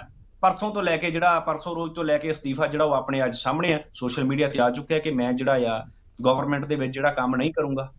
ਜੀ ਬਰਾੜ ਸਾਹਿਬ, ਇਸ ਤਰ੍ਹਾਂ ਦੇ ਬਹੁਤ ਲੋਕ ਨੇ ਪੰਜਾਬ ਦੇ ਵਿੱਚ ਜੋ ਕਾਬਿਲ ਨੇ, ਆਪਣੀ ਕਾਬਲੀਅਤ ਦੇ ਨਾਲ ਪੰਜਾਬ ਨੂੰ ਹੋਰ ਵਧੀਆ ਕਰ ਸਕਦੇ ਨੇ। ਪਰ ਜੇ ਗੱਲ ਕਰੀਏ ਪਿਛਲੇ ਦਸ਼ਕ ਦੀ ਜਾਂ ਪਿਛਲੇ 2 ਦਸ਼ਕਾਂ ਦੀ, ਤਾਂ ਉਹਨਾਂ ਸਮਿਆਂ ਦੇ ਵਿੱਚ ਵੀ ਇਹ ਬਦਲਾਵ ਹੋ ਸਕਦੇ ਸੀ। ਮਸਲੇ ਕੁੱਲ ਮਿਲਾ ਕੇ ਓਨੇ ਕੀ ਆ, ਮੁੱਦੇ ਓਨੇ ਕੀ ਆ ਪੰਜਾਬ ਦੇ, ਜਿਨ੍ਹਾਂ 'ਤੇ ਹਰ ਵਾਰ ਇਲੈਕਸ਼ਨ ਲੜੇ ਜਾਂਦੇ ਆ, ਹਰ 5 ਸਾਲਾਂ ਬਾਅਦ ਇਲੈਕਸ਼ਨ ਹੁੰਦੇ ਆ, ਅਤੇ ਉਹਨਾਂ ਦੇ ਮੇਨ ਮੁੱਦੇ ਉਹੀ 4-5 ਮੁੱਦੇ ਹੁੰਦੇ ਆ ਜਿਨ੍ਹਾਂ 'ਤੇ ਨਾਮ 'ਤੇ ਵੋਟ ਲਈ ਜਾਂਦੀ ਹੈ। ਇੱਕ ਅੱਧਾ ਮੁੱਦਾ ਨਵਾਂ ਐਡ ਜਨਾਬ ਜੀ। ਤੇ ਜਨਾਬ ਗੱਲ ਇਹ ਹੈ ਕਿ ਚਾਹੇ ਤਾਂ ਆਪਾਂ ਪਿਛਲਾ ਇਲੈਕਸ਼ਨ ਲਾ ਲਈਏ, ਜਦੋਂ ਬਾਦਲ ਸਾਹਿਬ ਦੀ ਸਰਕਾਰ ਲਗਾਤਾਰ 10 ਸਾਲ ਰਾਜ ਕਰਕੇ ਗਈ ਹੈ, ਜਿਹਦਾ ਇਹਨਾਂ ਦੇ ਲੀਡਰ ਸਾਹਿਬ ਵੀ ਆਪਣੇ ਮਨਪ੍ਰੀਤ ਦਾ ਵੀ ਬਿਆਨ ਆਇਆ ਕਿ ਸਾਨੂੰ ਸ਼ਾਇਦ ਉਸੇ ਚੀਜ਼ ਦਾ ਹੀ ਨੁਕਸਾਨ ਹੋ ਗਿਆ ਤਾਂ ਅਸੀਂ ਇੰਨੇ ਪਿੱਛੇ ਹੋ ਗਏ। ਪਰ ਇਲੈਕਸ਼ਨ ਦੇ 3-4 ਪੰਜਾਬ ਦੇ ਵਿੱਚ ਆਪਾਂ ਸਭ ਨੂੰ ਪਤਾ ਹੈ, ਆਪਾਂ ਪਾਰਟੀ ਵਿੱਚ ਹੋ ਕੇ ਗੱਲ ਕਰ ਰਹੇ ਹਾਂ, ਚਰਚਾ ਕਰ ਰਹੇ ਹਾਂ। ਜਨਾਬ ਚਰਚਾ 'ਚ ਆਪਾਂ ਇਹ ਗੱਲ ਕਹਿ ਸਕਦੇ ਹਾਂ ਕਿ 4-5 ਮੇਨ ਮੁੱਦੇ ਸੀ। ਉਸੇ ਹੋਇਆ ਸੀ 17 ਵਾਲਾ ਇਲੈਕਸ਼ਨ ਹੋਇਆ, ਸੇਮ 22 ਵਾਲਾ। ਕੀ ਹੈ ਜੀ? ਬੇਰੁਜ਼ਗਾਰੀ ਜੀ। ਦੂਜਾ ਨੰਬਰ ਜਿਹੜੀ ਸਾਡੀ ਆ ਆਪਾਂ ਕਿ ਜਿਹੜੀ ਪ੍ਰੋਪਰ ਡਿਵੈਲਪਮੈਂਟ ਜਿਹੜੀ ਆ ਨਹੀਂ ਹੋਈ, ਚਾਹੇ ਉਹ ਖੇਡ ਦੀ ਗੋਲੀ। ਤੀਜਾ ਨਸ਼ਾ ਜੀ, ਤੇ ਚੌਥੀ ਬੇਅਦਬੀ ਜੀ। ਜਨਾਬ ਉਹ ਬੇਰੁਜ਼ਗਾਰਾਂ ਦਾ ਮੈਂ ਮੇਰੇ ਨਾਲ 2-4 ਭਾਈਆਂ ਦੀ ਵਾਰਤਾਲਾਪ ਹੋਈ ਸੀ ਲਗਭਗ 8-10 ਦਿਨ ਪਹਿਲਾਂ ਚੰਡੀਗੜ੍ਹ। ਉਹੀ ਬੇਰੁਜ਼ਗਾਰ ਭਰਾ ਜਿਨ੍ਹਾਂ ਨੂੰ ਨੌਕਰੀਆਂ ਨਹੀਂ ਮਿਲੀਆਂ, ਜਿਨ੍ਹਾਂ ਦਾ ਸਮਰਥਨ ਲੈ ਕੇ, ਜਿਨ੍ਹਾਂ ਦੀ ਆਪਣਾ ਸਥਿਤੀ ਲੈ ਕੇ ਭਗਵੰਤ ਸਿੰਘ ਮਾਨ ਨੇ ਧਰਨਿਆਂ 'ਚ ਉਠਵਾ ਕੇ ਕਿਹਾ ਸੀ ਕਿ ਜਨਾਬ ਜੀ ਮੁੱਖ ਮੰਤਰੀ ਬਣਾ ਦਿਓ। ਤੁਹਾਡੇ ਪਹਿਲੇ 8 ਦਿਨਾਂ ਦੇ ਵਿੱਚ ਤੁਹਾਡੇ ਜਿਹੜੇ ਜਿਵੇਂ 36,000 ਮੁਲਾਜ਼ਮ, ਚੰਨੀ ਸਾਹਿਬ ਤੇ ਬੜਾ ਵੱਡਾ ਇਲਜ਼ਾਮ ਲੱਗਦਾ ਸੀ, ਕੈਪਟਨ ਸਾਹਿਬ ਤੇ ਵੀ ਲੱਗਦਾ ਸੀ। ਉਦੋਂ ਬਾਅਦ 24-2500 ਮੁਲਾਜ਼ਮ ਜਿਹੜੇ ਸਬ ਇੰਸਪੈਕਟਰ ਭਰਤੀ ਹੋਏ ਸੀਗੇ, ਉਹਨਾਂ ਨੂੰ ਲੈਟਰ ਨਹੀਂ ਦਿੱਤੇ। ਜਨਾਬ ਉਹ ਬੇਰੁਜ਼ਗਾਰੀ ਅੱਜ ਉੱਥੇ ਖੜੀ ਹੈ ਜੀ। ਬੇਅਦਬੀ ਦੀ ਗੱਲ ਕਰ ਲਓ, ਜਿੱਦਾਂ ਆਪਣਾ ਰਿਜ਼ਲਟ ਆ ਰਿਹਾ ਸੀਗਾ ਵਿਧਾਨ ਸਭਾ ਆ ਰਿਹਾ, ਤਾਂ ਉਸ ਟਾਈਮ ਤੁਹਾਨੂੰ ਯਾਦ ਹੋਊਗਾ ਕੌਂਕਲੇਵ ਹੋਈ ਸੀਗੀ ਆਪਣਾ, ਜਦੋਂ ਚੰਡੀਗੜ੍ਹ ਕੌਂਕਲੇਵ ਹੋ ਰਹੀ ਸੀ, ਕੇਜਰੀਵਾਲ ਸਾਹਿਬ ਤੇ ਨਾਲ ਉਹਨਾਂ ਦੇ ਬੈਠੇ ਸੀ ਭਗਵੰਤ ਸਿੰਘ ਜੀ ਮਾਨ ਜੀ। ਕੇਜਰੀਵਾਲ ਸਾਹਿਬ ਨੇ ਬਿਆਨ ਦਿੱਤਾ ਸੀਗਾ ਕਿ ਮੈਨੂੰ ਸਿਰਫ 72 ਘੰਟੇ ਯਾਨੀ ਕਿ 3 ਦਿਨ, ਮੰਨਦੇ ਆ ਇਹਨਾਂ 'ਚ ਕੁਝ ਹੋ ਤਾਂ ਨਹੀਂ ਸਕਦਾ ਹੁੰਦਾ, ਅਕਸਰ ਸਰਕਾਰਾਂ ਕੋਟਾ ਹਰੇਕ ਚੀਜ਼ ਹੁੰਦੀ ਹੈ ਤਾਂ ਆਪਾਂ ਰੁਪਏ ਨਾਲ ਚੱਲਣਾ ਹੁੰਦਾ, ਪਰ ਉਹਨਾਂ ਨੇ ਕਿਹਾ ਸੀ ਜਨਾਬ ਕੇਜਰੀਵਾਲ, ਕਿਉਂਕਿ ਉਹ ਮੇਰੇ ਤਰ੍ਹਾਂ ਕੋਈ ਆਮ ਇਨਸਾਨ ਜਾਂ ਕਿ ਡਿਬੇਟਰ ਤਾਂ ਨਹੀਂ ਸੀ, ਕਿਉਂਕਿ ਉਹ ਦਿੱਲੀ ਦੇ ਸੀਐਮ ਸੀ ਤੇ ਆਮ ਆਦਮੀ ਪਾਰਟੀ ਦੇ ਇੰਡੀਅਨ ਲੈਵਲ ਦੇ ਜਿਹੜੇ ਉਹ ਅਗਲੇ ਚਿਹਰੇ ਹੈ। ਜਨਾਬ ਉਹਨਾਂ ਨੇ ਕਿਹਾ ਸੀ 72 ਘੰਟੇ ਦੇ ਦਿਓ, ਜਿਹੜੀ ਬੇਅਦਬੀ ਹੈ ਇਹਦਾ ਜੋ ਵੀ ਇਨਸਾਫ ਬਣਦਾ ਜਾਂ ਜੋ ਵੀ ਇਹਦੇ ਵਿੱਚ ਗੁਨਾਹਗਾਰ ਆ, ਚਾਹੇ ਉਹ ਕਿਸੇ ਪਾਰਟੀ ਦਾ ਹੋਵੇ, ਕੋਈ ਇਨਸਾਨ ਹੋਵੇ, ਉਹ ਸਜ਼ਾ ਦੇ ਨਾਲ ਪੁਖਤਾ ਰੂਪ 'ਚ ਤੁਹਾਡੇ ਸਾਹਮਣੇ ਹੋਊਗਾ। ਤੁਸੀਂ ਦੇਖ ਲਓ ਜੀ, ਬੇਅਦਬੀ ਦਾ ਇਨਸਾਫ ਮਿਲਿਆ, ਗੋਲੀ ਚੱਲੀ ਇਨਸਾਫ ਮਿਲਿਆ। ਬੇਰੁਜ਼ਗਾਰ ਅੱਜ ਆ ਪਰਸੋਂ ਜੀ ਸਾਡੀਆਂ ਧੀਆਂ ਭੈਣਾਂ, ਮੁਟਿਆਰ ਕੁੜੀਆਂ, ਜਿਹਨੂੰ ਕੇਜਰੀਵਾਲ ਸਾਹਿਬ ਨੇ ਆਪਦੀ ਭੈਣ ਕਹਿ ਕੇ, ਨਿੱਕੀ ਭੈਣ ਕਹਿ ਕੇ, ਜਿਹਨੂੰ ਟੈਂਕੀ ਤੋਂ ਉਤਾਰਿਆ ਸੀ, ਕੁੱਟ-ਕੁੱਟ ਕੇ ਜਨਾਬ ਉਹਨਾਂ ਦੇ ਬੁਰੇ ਹਾਲ ਕਰਤੇ। ਜਨਾਬ ਉਹੀ ਮੁੱਦੇ ਚੱਲੀ ਜਾਂਦੇ ਸੀ, ਉਹੀ ਸਭ ਚੱਲ ਰਿਹਾ ਹੈ। 1000 ਰੁਪਏ ਦਾ ਬਸ ਪੇਂਟ ਲਾ ਕੇ 18 ਲੱਖ ਰੁਪਏ ਦੀ ਸਾਨੂੰ ਸਿੱਧੀ ਬਾਹਰੋਂ ਫਰੌਤੀ ਮਿਲ ਰਹੀ ਹੈ। ਇਹ ਬਦਲਾਵ ਆ ਜਨਾਬ। ਪਰ ਦੇਖੋ ਮਸਲੇ ਤਾਂ ਜਿਵੇਂ ਹੁਣ ਤੁਸੀਂ ਪਹਿਲਾਂ ਵੀ ਗੱਲ ਕਹੀ ਕਿ ਮਸਲੇ ਉਹੀ ਨੇ, ਤੁਸੀਂ ਵੀ ਐਡਮਿਟ ਕੀਤਾ ਕਿ ਹਰ ਵਾਰ ਇਲੈਕਸ਼ਨ ਉਹਨਾਂ ਮਸਲਿਆਂ 'ਤੇ ਲੜੇ ਜਾਂਦੇ ਨੇ, ਪਰ ਸਵਾਲ ਵੱਡਾ ਇਹ ਹੈ ਕਿ ਉਹ ਮਸਲੇ ਜ਼ਿੰਦਾ ਕੌਣ ਰੱਖਦਾ ਹੈ, ਉਹ ਮਸਲਿਆਂ ਨੂੰ ਹੱਲ ਕਿਉਂ ਨਹੀਂ ਕੀਤਾ ਜਾਂਦਾ। ਸਰਕਾਰ ਅਕਾਲੀ ਦਲ ਵੀ ਰਹੀ ਹੈ, ਸਰਕਾਰ ਕਾਂਗਰਸ ਦੀ ਵੀ ਰਹੀ ਹੈ, ਪਰ ਪੰਜਾਬ ਦੇ ਮੁੱਦੇ ਹਮੇਸ਼ਾ ਉਹੀ ਰਹੇ ਹੈ ਕਿ ਉਹਨਾਂ ਮੁੱਦਿਆਂ ਨੂੰ ਆਪਣੇ ਪੋਲੀਟੀਕਲ ਫਾਇਦਿਆਂ ਦੇ ਲਈ ਜਾਂ ਚੋਣਾਂ ਲਈ ਬਚਾ ਕੇ ਰੱਖਿਆ ਜਾਂਦਾ, ਕਿ ਉਹ ਰਾਖਵੇਂ ਰੱਖੇ ਜਾਂਦੇ ਆ ਵੀ ਇਹਨਾਂ ਨੂੰ ਰੱਖੀਏ 5 ਸਾਲਾਂ ਬਾਅਦ ਫਿਰ ਵਰਤੇ ਜਾਣਗੇ। ਬਿਲਕੁਲ, ਮੈਂ ਕਿਸੇ ਹੱਦ ਤੱਕ ਇਸ ਗੱਲ ਨਾਲ ਤੁਹਾਡੀ ਵੀ ਅਮਨਦੀਪ ਸਿੰਘ ਜੀ, ਗੱਲ ਇਹ ਹੈ ਕਿ ਚਾਹੇ ਕੋਈ, ਇਹ ਤਾਂ ਜਨਾਬ ਆਪਾਂ ਇੱਕ ਪਿੰਡ ਤੋਂ ਸ਼ੁਰੂ ਕਰ ਲੈਂਦੇ ਆ। ਜਨਾਬ ਪਿੰਡਾਂ ਦੇ ਵਿੱਚ ਕਈ ਵਾਰੀ ਸਰਪੰਚੀਆਂ ਦੇ ਲੈਵਲ ਤੇ ਸੀਵਰੇਜ ਪਿੰਡਾਂ ਤੇ ਰੋਕ ਦਿੱਤੇ ਜਾਂਦੇ ਆ। ਮਾੜੇ ਗਰੀਬ ਜਿਹੜੇ ਵਿਚਾਰੇ ਗਰੀਬ ਤਬਕੇ ਦੇ ਲੋਕ ਹੁੰਦੇ, ਉਹਨਾਂ ਦੇ ਸੀਵਰੇਜ ਰੋਕ ਦਿੱਤੇ ਜਾਂਦੇ ਪਿੰਡਾਂ ਦੇ ਵਿੱਚ, ਤੁਹਾਨੂੰ ਪਤਾ ਹੋਊਗਾ ਸਰਪੰਚਾਂ ਦੇ ਵੱਲੋਂ। ਇਸ ਪਾਸੇ ਕਲੋਨੀ ਹੈ, ਇਹਨਾਂ ਬੰਦਿਆਂ ਨੂੰ ਹੋਰ ਕੋਈ ਕੰਮ ਨਹੀਂ ਪੈਣਾ, ਸਿਰਫ ਸੀਵਰੇਜ ਰੋਕ ਦਿਓ। ਜਦੋਂ ਇਲੈਕਸ਼ਨ ਆਇਆ ਇੱਕੋ ਵਾਅਦਾ ਕਰ ਦਿਆਂਗੇ ਜਨਾਬ ਤੁਹਾਡਾ ਸੀਵਰੇਜ ਚਲਾ ਦਿਆਂਗੇ, ਤੇ ਉਹਨਾਂ ਦੀਆਂ ਵੋਟਾਂ ਸਰਪੰਚੋ ਆਪਦੇ ਆਪ ਨੂੰ ਪਵਾ ਲੈਂਦਾ। ਸੇਮ ਇਹ ਜੇ ਕਾਂਗਰਸ ਗਵਰਨਮੈਂਟ ਨੇ ਜੇ ਇਸ ਚੀਜ਼ ਤੇ, ਜੇ ਚਾਹੇ ਉਹ ਸਾਡੇ ਜਦੋਂ ਚੰਨੀ ਸਾਹਿਬ ਸੀ ਜਾਂ ਜਦੋਂ ਅਸੀਂ ਕਿਸੇ ਮੁੱਦੇ ਨੂੰ ਹੱਲ ਨਹੀਂ ਕੀਤਾ, ਜੇ ਅਸੀਂ ਵੀ, ਮੈਂ ਆਪਦੀ ਗੱਲ ਕਰਦਾ ਜਨਾਬ, ਜੇ ਕਾਂਗਰਸ ਨੇ ਸਿਰਫ ਉਦੋਂ ਇੱਕ ਫਲੈਕਸ ਬੋਰਡ ਲਾ ਕੇ ਜਾਂ 36,000 ਮੁਲਾਜ਼ਮ ਜੇ ਕਿਤੇ ਲਾਇਆ ਸੀ ਨਾ ਜਨਾਬ, ਸਾਨੂੰ 117 ਚੋਂ 18 ਸੀਟਾਂ ਤਾਂ ਆਈਆਂ ਜਨਾਬ ਸਾਹਮਣੇ ਮੇਰੇ ਭਾਈ ਬੈਠੇ ਆ, ਐਡਵੋਕੇਟ ਪਰਮਵੀਰ ਸਿੰਘ ਜੀ ਸ਼੍ਰੋਮਣੀ ਅਕਾਲੀ ਦਲ ਤੋਂ। ਜਨਾਬ ਮੈਂ ਤਾਂ ਇਹੀ ਕਹਿਣਾ ਚਾਹੂੰਗਾ ਇਹਨਾਂ ਨੂੰ ਵੀ ਸ਼ਾਇਦ 3 ਸੀਟਾਂ ਤਾਂ ਆਈਆਂ, ਪਰ ਰੌਲਾ ਕੀ ਸੀ, ਲੋਕਾਂ ਨੇ ਤਾਂ ਜਨਾਬ 92 ਜਿਤਾਤੇ ਸੀ, 91 ਅਲੱਗ ਤੋਂ 92 ਮਾਨਯੋਗ ਭਗਵੰਤ ਸਿੰਘ ਮਾਨ ਜੀ।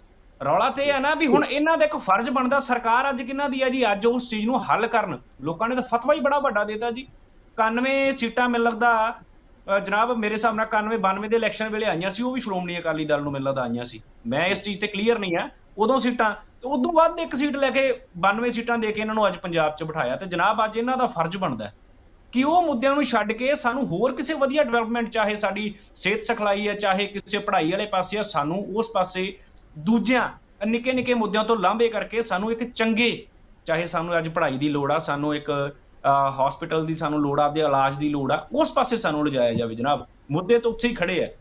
ਤੇ ਉਹਦਾ ਨੁਕਸਾਨ ਕਾਂਗਰਸ ਵੀ ਭਰ ਚੁੱਕੀ ਹੈ। ਬਿਲਕੁਲ ਬਿਲਕੁਲ, ਕਾਂਗਰਸ ਨੇ ਵੀ ਉਹਦਾ ਨੁਕਸਾਨ ਝੱਲਿਆ ਤੇ ਅਕਾਲੀ ਦਲ ਨੇ ਵੀ ਨੁਕਸਾਨ ਝੱਲਿਆ, ਤੇ ਬੀਜੇਪੀ ਕਿਉਂਕਿ ਹੁਣ ਤੱਕ ਭਾਈਵਾਲ ਰਹੇ ਸੀ ਸ਼੍ਰੋਮਣੀ ਅਕਾਲੀ ਦਲ ਦੇ ਪੰਜਾਬ ਦੇ ਵਿੱਚ, ਹੁਣ ਇੰਡੀਪੈਂਡੈਂਟ ਪਾਰਟੀ ਉਹ ਆਏ ਆ, ਇਹਦੇ ਵਿੱਚ ਵੀ ਕੈਪਟਨ ਅਮਰਿੰਦਰ ਸਿੰਘ ਦੀ ਨਵੀਂ ਪਾਰਟੀ ਤੇ ਸ਼੍ਰੋਮਣੀ ਅਕਾਲੀ ਦਲ ਸੰਯੁਕਤ ਉਹਦੇ ਨਾਲ ਗੱਠਜੋੜ ਕਰਕੇ ਇਲੈਕਸ਼ਨ ਲੜੇ ਸੀ, ਤੇ ਬੀਜੇਪੀ ਦੀ ਕੇਂਦਰ ਦੇ ਵਿੱਚ ਵੀ ਸਰਕਾਰ ਹੈ।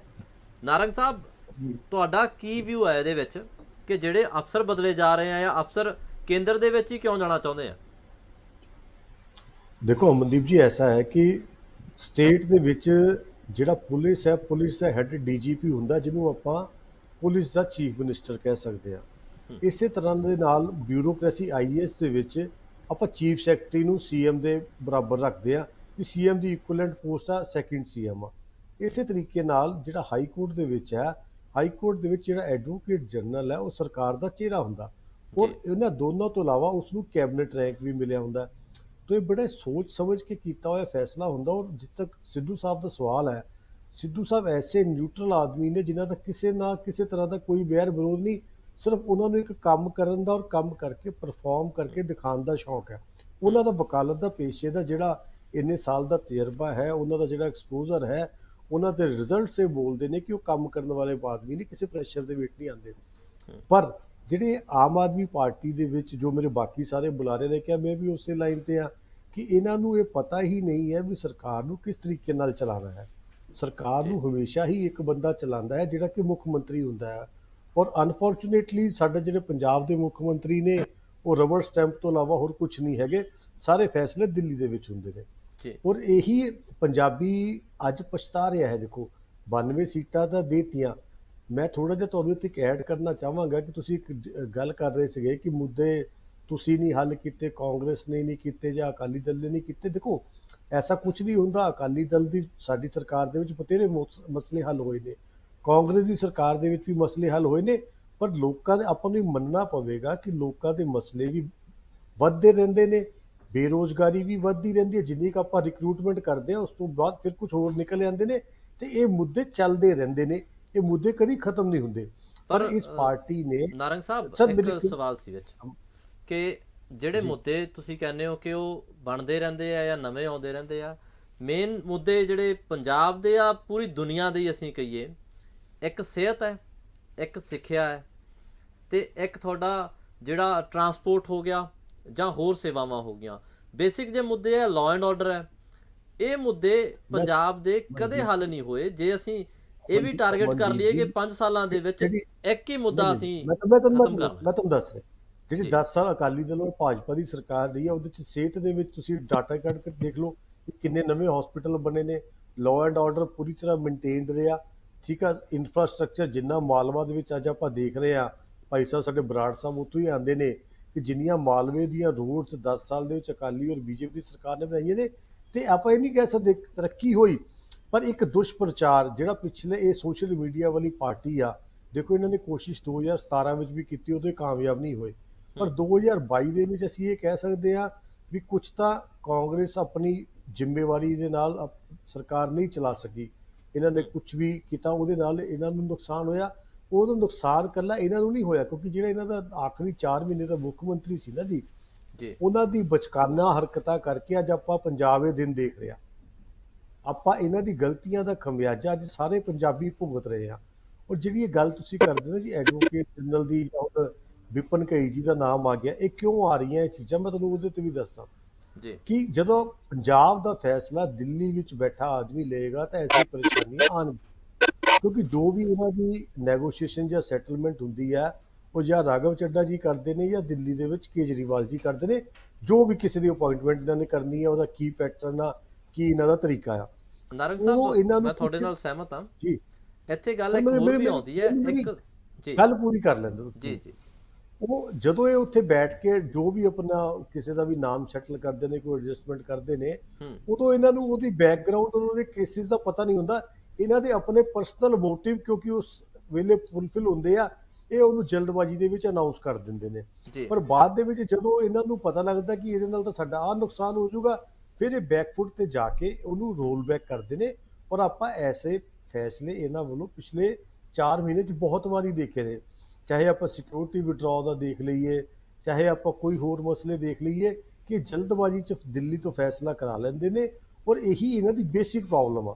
ਦੇਖੋ ਜੀ ਭਗਵੰਤ ਮਾਨ ਜੀ ਨੂੰ ਸਾਰੇ ਪੰਜਾਬ ਨੇ ਫਤਵਾ ਦਿੱਤਾ, ਨੈਗੇਟਿਵ ਫਤਵਾ ਦਿੱਤਾ, ਸਾਡੇ ਖਿਲਾਫ ਫਤਵਾ ਦਿੱਤਾ, ਜੋ ਵੀ ਹੈ ਉਹਨਾਂ ਨੂੰ ਫਤਵਾ ਦਿੱਤਾ। ਪਰ ਉਹ ਫਤਵੇ ਨੂੰ ਜੇ ਭਗਵੰਤ ਮਾਨ ਜੀ ਇਕੱਲੇ ਸੰਭਾਲਣਗੇ ਤਾਂ ਚੱਲੇਗਾ, ਜੇ ਰਾਘਵ ਚੱਡਾ ਜੀ ਔਰ ਕੇਜਰੀਵਾਲ ਜੀ ਦਖਲ ਦੇਣਗੇ ਤਾਂ ਨਹੀਂ ਚੱਲੇਗਾ। ਔਰ ਜਿੱਥੇ ਸਿੱਧੂ ਸਾਹਿਬ ਦੀ ਗੱਲ ਹੈ, he is a very basically principled man. ਉਹ ਜੀ ਇੰਨੇ ਪ੍ਰੈਸ਼ਰ ਥੱਲੇ ਕੰਮ ਨਹੀਂ ਕਰ ਸਕਦੇ ਕਿ ਉਹ ਏ ਨੂੰ ਵੀ ਜਵਾਬ ਦੇਣ, ਬੀ ਨੂੰ ਵੀ ਜਵਾਬ ਦੇਣ ਤੇ ਸੀ ਨੂੰ ਵੀ ਜਵਾਬ ਦੇਣ।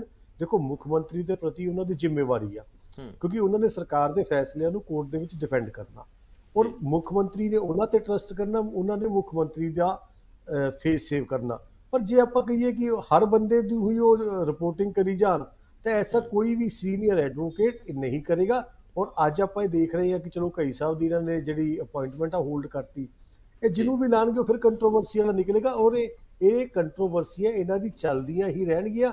ਹੁਣ ਜਦੋਂ ਤਾਂ ਇਹ ਹੁੰਦੇ ਨੇ ਆਪੋਜੀਸ਼ਨ ਦੇ ਵਿੱਚ, ਉਹ ਤਾਂ ਛੋਟੀ ਛੋਟੀ ਗੱਲ ਤੇ ਜਾ ਕੇ ਸੜਕ ਤੇ ਧਰਨਾ ਲਾ ਦਿੰਦੇ ਨੇ। ਸੋਸ਼ਲ ਮੀਡੀਆ ਦੀ ਟੀਮ ਇਹਨਾਂ ਦੀ ਬੜੀ ਐਕਸਪਰਟ ਆ। ਪਰ ਹੂੰ ਜਦੋਂ ਕਿਤੇ ਇਹਨਾਂ ਨੂੰ ਆਪ ਜਵਾਬ ਦੇਣਾ ਹੁੰਦਾ, ਉਦੋਂ ਇਹਨਾਂ ਦਾ ਕੋਈ ਇੱਕੋ ਹੀ ਤਰੀਕਾ ਵਾ ਕਿ ਆਪਣਾ ਅਸੀਂ ਜੀ ਐਜ਼ ਆਪਣਾ ਬੁਲਾਰਾ ਨਹੀਂ ਭੇਜਣਾ। ਔਰ ਜੋ ਮੇਰੇ ਕਾਂਗਰਸ ਦੇ ਪ੍ਰਵਕਤਾ ਬਰਾੜ ਸਾਹਿਬ ਕਹਿ ਰਹੇ ਸੀਗੇ ਕਿ ਪਿਛਲੇ 3-4 ਦਿਨ ਤੋਂ ਜਦੋਂ ਦਾ ਇਸ਼ੂ ਚੱਲ ਰਿਹਾ, ਇਹ ਜਵਾਬ ਦੇਣ ਤੋਂ ਭੱਜ ਰਹੇ ਨੇ। ਦੇਖੋ ਜੀ ਲੋਕਾਂ ਦੇ ਲਈ ਇਹ ਜਵਾਬਦੇਹ ਨੇ। ਉਹ ਲੋਕਾਂ ਤੋਂ ਪਹਿਲਾਂ ਤੁਹਾਡੀ ਕਚਹਿਰੀ, ਕਿਉਂਕਿ ਤੁਸੀਂ ਡੈਮੋਕ੍ਰੇਸੀ ਦਾ 4th ਪਿਲਰ ਹੋ। ਸੋਸ਼ਲ ਮੀਡੀਆ ਨੇ, ਪ੍ਰਿੰਟ ਮੀਡੀਆ ਨੇ ਰੋਜ਼ ਸਵਾਲ ਪੁੱਛਣੇ ਨੇ ਕਿ ਦੱਸੋ ਜੀ ਭਾਈ, ਜਿਹੜੇ ਬੇਅਦਬੀ ਦਾ ਵਕੀਲ ਸੀਗਾ ਉਹਨੂੰ ਤੁਸੀਂ ਪੰਜਾਬ ਸਰਕਾਰ ਦਾ ਏਜੀ ਕਿਉਂ ਲਾ ਰਹੇ ਹੋ? ਤੇ ਹੂੰ ਜਵਾਬ ਉਹਨਾਂ ਕੋਲ ਕੋਈ ਹੈ ਨਹੀਂ। ਤੇ ਚਲੋ 4 ਦਿਨ ਨਹੀਂ ਤੁਹਾਡੇ ਚੈਨਲ ਤੇ ਆਣਗੇ, 5 ਦਿਨ ਨਹੀਂ ਆਣਗੇ, ਕਦੇ ਤਾਂ ਆ ਕੇ ਜਵਾਬ ਦੇਣਾ ਹੀ ਪਊਗਾ ਨਾ। ਜੀ ਪਰ ਬਿਲਕੁਲ ਪੰਜਾਬ ਦੀ ਜਨਤਾ ਇਹ ਸਮਝ ਗਈ ਹੈ ਕਿ ਸਾਡੇ ਕੋਲੋਂ ਬਹੁਤ ਵੱਡੀ ਗਲਤੀ ਹੋ ਗਈ, ਔਰ ਆਮ ਲੋਕ ਅੱਜ ਪਛਤਾ ਰਹੇ ਨੇ ਇਹਨਾਂ ਲੋਕਾਂ ਨੂੰ ਵੋਟ ਪਾ ਕੇ। ਬਿਲਕੁਲ ਤੁਸੀਂ ਹੁਣੇ ਗੱਲ ਕੀਤੀ ਕਿ ਜਦੋਂ ਆਮ ਆਦਮੀ ਪਾਰਟੀ ਦਾ ਕੋਈ ਵੀ ਫੈਸਲਾ ਲਿਆ ਜਾਂਦਾ ਹੈ ਤੇ ਉਹ ਫੈਸਲੇ ਦੀ ਪਰਮਿਸ਼ਨ ਜਾਂ ਉਹਦੇ ਲਈ ਕੋਈ ਵੀ ਸਹਾਇਤਾ ਚਾਹੀਦੀ ਹੁੰਦੀ ਹੈ, ਜਾਂ ਤਾਂ ਕੇਜਰੀਵਾਲ ਸਾਹਿਬ ਜਾਂ ਫਿਰ ਕੋਈ ਹੋਰ ਦਿੱਲੀ ਦੇ ਮੰਤਰੀ ਜਾਂ ਹੋਰ ਵੱਡੇ ਅਹੁਦੇਦਾਰ, ਉਹਨਾਂ ਨੂੰ ਉਹਦੇ ਵਿੱਚ ਸ਼ਾਮਿਲ ਕੀਤਾ ਜਾਂਦਾ ਹੈ। ਪਰ ਇਹ ਤਾਂ ਸਾਰੀਆਂ ਪਾਰਟੀਆਂ ਹੀ ਕਰਦੀਆਂ। ਕੋਈ ਜੇ ਨਹੀਂ ਸ਼੍ਰੋਮਣੀ ਅਕਾਲੀ ਦਲ ਹੈ, ਅਮਨਦੀਪ ਉਹ ਜੀ, ਪੰਜਾਬ ਦੀ ਅਮਨਦੀਪ ਪਾਰਟੀ ਹੈ, ਜੀ, ਮੈਂ ਚਲੋ ਤੁਹਾਡਾ ਸਵਾਲ ਉਹ ਜਦੋਂ ਸਮਝ ਤੁਹਾਡੇ ਗਿਆ। ਨਾਲ ਭਾਈਵਾਲ ਅਮਨਦੀਪ ਸੀਗੇ ਬੀਜੇਪੀ ਦੇ ਨਾਲ, ਤਾਂ ਉਦੋਂ ਉਹ ਫੈਸਲੇ ਆਪਣੇ ਭਾਈਵਾਲ ਕੋਲੋਂ ਪੁੱਛ ਕੇ ਕਰਦੇ ਸੀਗੇ ਕਿ ਜੀ ਅਸੀਂ ਇਹ ਫੈਸਲਾ ਲੈ ਰਹੇ ਹਾਂ ਤੇ ਕੀ ਇਹ ਠੀਕ ਰਹੂਗਾ, ਇੱਕ ਰਾਏ ਲੈਂਦੇ ਸੀ। ਕਾਂਗਰਸ ਹੈ, ਉਹ ਵੀ ਆਪਣੇ ਹਾਈ ਕਮਾਨ ਦਾ ਹਵਾਲਾ ਦਿੰਦੇ ਆ ਹਮੇਸ਼ਾ। ਤੇ ਬੀਜੇਪੀ ਦੀ ਵੀ ਗੱਲ ਕਰੀਏ ਤਾਂ ਜਿੱਥੇ ਵੀ ਜਿਹੜੀ ਵੀ ਸਟੇਟ ਦੇ ਵਿੱਚ ਬੀਜੇਪੀ ਦੀ ਸਰਕਾਰ ਹੈ, ਉੱਥੇ ਕੋਈ ਵੀ ਪ੍ਰੋਬਲਮ ਹੁੰਦੀ ਹੈ ਤੇ ਅਮਿਤ ਸ਼ਾਹ ਉੱਥੇ ਪਹੁੰਚਦੇ ਆ, ਉਹ ਪਹੁੰਚ ਕੇ ਉਸ ਸਮੱਸਿਆ ਦਾ ਹੱਲ ਕਰਵਾਉਂਦੇ ਆ ਜਾਂ ਉੱਥੇ ਆਪਦੀ ਰਾਏ ਦਿੰਦੇ ਆ। ਤੇ ਕੀ ਇਹੀ ਕਾਫੀ ਹੈ ਕਿ ਸਿਰਫ ਪੰਜਾਬ ਦੇ ਵਿੱਚ ਕੇਜਰੀਵਾਲ, ਰਾਘਵ ਚੱਡਾ ਜਾਂ ਹੋਰ ਕਿਸੇ ਦੀ ਦਖਲ ਹੋ ਰਹੀ ਹੈ? ਕਿ ਪ੍ਰੋਬਲਮ ਸਿਰਫ ਇੰਨੀ ਕੁ ਹੈ? ਨਹੀਂ ਅਮਨਦੀਪ ਜੀ, ਐਸਾ ਨਹੀਂ ਹੈ। ਜਿਹੜੀ ਤੁਸੀਂ ਗੱਲ ਕੀਤੀ ਨਾ ਵੀ ਭਾਰਤੀ ਜਨਤਾ ਪਾਰਟੀ ਔਰ ਅਕਾਲੀ ਦਲ, ਕਿਉਂਕਿ ਸਾਡੀ ਦੋਨਾਂ ਦੀ ਕੋਲੀਸ਼ਨ ਦੀ ਸਰਕਾਰ ਸੀ, ਜੀ ਆਪਸ ਦੇ ਵਿੱਚ ਸਲਾਹ ਮਸ਼ਵਰਾ ਕਰਨਾ, ਜਿਹੜੇ ਆਪਣੇ ਜਿਨ੍ਹਾਂ ਨੇ ਇਕੱਠੇ ਚੋਣਾਂ ਲੜੀਆਂ, ਉਹ ਇੱਕ ਦੂਜੇ ਦੀ ਡਿਊਟੀ ਆ। ਔਰ ਜੀ ਜਿਹੜੀ ਗੱਲ ਤੁਸੀਂ ਕਾਂਗਰਸ ਪਾਰਟੀ ਦੀ ਕਰ ਰਹੇ ਹੋ, ਅਸੀਂ ਕਾਂਗਰਸ ਪਾਰਟੀ ਦੇਖੋ ਸੂਬੇ 'ਚ ਸਰਕਾਰ ਰਹੀ ਆ, ਅਸੀਂ ਕਦੀ ਐਸਾ ਦਖਲ ਨਹੀਂ ਦੇਖਿਆ ਕਿ ਮੁੱਖ ਮੰਤਰੀ ਤਾਂ ਹੁਣ ਕੈਪਟਨ ਅਮਰਿੰਦਰ ਸਿੰਘ ਜੀ ਦੀ, ਪਰ ਨਿਯੁਕਤੀਆਂ ਹੋ ਰਹੀਆਂ ਹੁਣ ਦਿੱਲੀ ਤੋਂ, ਜਾਂ ਰਾਹੁਲ ਗਾਂਧੀ ਜੀ ਨੇ ਕੋਈ ਬੰਦਾ ਚੰਡੀਗੜ੍ਹ ਦੇ ਵਿੱਚ ਬਿਠਾਇਆ ਹੋਵੇ ਜਿਹੜਾ ਕਿ ਪਤਾ ਆਪ ਹੀ ਫੈਸਲੇ ਲਈ ਜਾ ਰਿਹਾ ਹੋਵੇ। ਇਹਨਾਂ ਦੀ ਦਿੱਕਤ ਇਹ ਆ ਕਿ ਜਿਹੜੇ ਮੁੱਖ ਮੰਤਰੀ ਸਾਹਿਬ ਸਲਾਹ ਲੈਣ ਨੈਸ਼ਨਲ ਕਨਵੀਨਰ ਤੋਂ, ਕਿਉਂਕਿ ਇਹਨਾਂ ਦੀ ਪਾਰਟੀ ਦਾ ਮਸਲਾ, ਪਾਰਟੀ ਦੇ ਮਸਲੇ 'ਚ ਅਸੀਂ ਬੋਲਦੇ ਠੀਕ ਨਹੀਂ ਲੱਗਦੇ। ਜੀ ਪਰ ਜੋ ਆਪਾਂ ਨੂੰ ਸਾਹਮਣੇ ਦੇਖਣ ਨੂੰ ਮਿਲ ਰਿਹਾ ਕਿ ਮੁੱਖ ਮੰਤਰੀ ਸਾਹਿਬ ਨੂੰ ਇਗਨੋਰ ਕਰਕੇ ਦਿੱਲੀ 'ਚ ਬੰਦੇ ਜਿਹੜੇ ਬੈਠੇ ਨੇ ਉਹ ਸਿੱਧਾ ਫੈਸਲਾ ਲੈਂਦੇ ਨੇ। ਰਾਘਵ ਚੱਡਾ ਜੀ ਔਰ ਕੇਜਰੀਵਾਲ ਜੀ, ਉਹਨਾਂ ਨੂੰ ਗਰਾਊਂਡ ਰਿਐਲਿਟੀ ਪਤਾ ਨਹੀਂ ਹੁੰਦੀ ਕਿ ਜਿਹੜੀ ਅਸੀਂ ਅਪਾਇੰਟਮੈਂਟ ਕਰਨ ਲੱਗੇ ਆ, ਇਹਦੇ ਆ ਨਫਾ ਨੁਕਸਾਨ ਹੋ ਸਕਦੇ ਨੇ। ਔਰ ਸਿਰਫ ਭਗਵੰਤ ਮਾਨ ਜੀ ਨੂੰ ਇਹ ਕਨਵੇ ਕੀਤਾ ਜਾਂਦਾ ਹੈ ਕਿ ਫਲਾਣਾ ਬੰਦਾ ਅਸੀਂ ਇਸ ਪੋਸਟ ਤੇ ਲਾਤਾ, ਤੁਸੀਂ ਬਸ ਉਹਦੀ ਨਿਯੁਕਤੀ ਕਰ ਦਿਓ। ਉਹ ਰਬੜ ਸਟੈਂਪ ਤੋਂ ਇਲਾਵਾ ਕੁਝ ਨਹੀਂ ਆ। ਦੇਖੋ ਜੇ ਐਸਾ ਨਹੀਂ ਆ ਤਾਂ ਮੈਨੂੰ ਇੱਕ ਗੱਲ ਦੱਸਣ ਆਮ ਆਦਮੀ ਪਾਰਟੀ ਵਾਲੇ ਕਿ ਰਾਘਵ ਚੱਡਾ ਜੀ ਚੰਡੀਗੜ੍ਹ ਦੇ ਵਿੱਚ ਕੀ ਕਰ ਰਹੇ ਨੇ? ਉਹ ਆਪਣਾ ਰਾਜ ਸਭਾ ਦੇ ਵਿੱਚ ਜਾ ਕੇ ਉੱਥੇ ਕੰਮ ਕਰਨ। ਹਰ ਗੱਲ ਦੇ ਵਿੱਚ ਉਹਨਾਂ ਦਾ ਦਖਲ, ਹਰ ਗੱਲ ਦੇ ਵਿੱਚ ਦਿੱਲੀ ਦਾ ਦਖਲ। ਔਰ ਸੰਗਰੂਰ ਦਾ ਇਲੈਕਸ਼ਨ, ਇਹਦਾ ਦਾ ਰਿਜ਼ਲਟ ਇਹਦੀ ਜੀਂਦੀ ਜਾਗਦੀ ਮਿਸਾਲ ਆ। ਕਿ ਲੋਕਾਂ ਨੇ ਇਹਨਾਂ ਦੀ ਇਹਨਾਂ ਹਰਕਤਾਂ ਕਰਕੇ ਭਗਵੰਤ ਮਾਨ ਸਾਹਿਬ ਨੂੰ ਨਕਾਰ ਦਿੱਤਾ ਕਿ ਕੇਜਰੀਵਾਲ ਸਾਹਿਬ ਤਾਂ ਜੀਪ ਦੇ ਗੱਭੇ ਖੜੇ ਨੇ ਤੇ ਭਗਵੰਤ ਮਾਨ ਬਾਹਰ ਸਿਕਿਉਰਿਟੀ ਗਾਰਡ ਨੇ ਜਿਵੇਂ ਖੜੇ ਹੁੰਦੇ ਉਹ ਕਰ ਰਿਹਾ। ਚਲੋ ਇਹਦੇ ਤੇ ਵੀ ਆਪਾਂ ਗੱਲਬਾਤ ਕਰਾਂਗੇ। ਐਡਵੋਕੇਟ ਸਤਬੀਰ ਵਾਲੀਆ ਜੀ ਸਾਡੇ ਨਾਲ ਜੁੜੇ ਹੋਏ ਨੇ।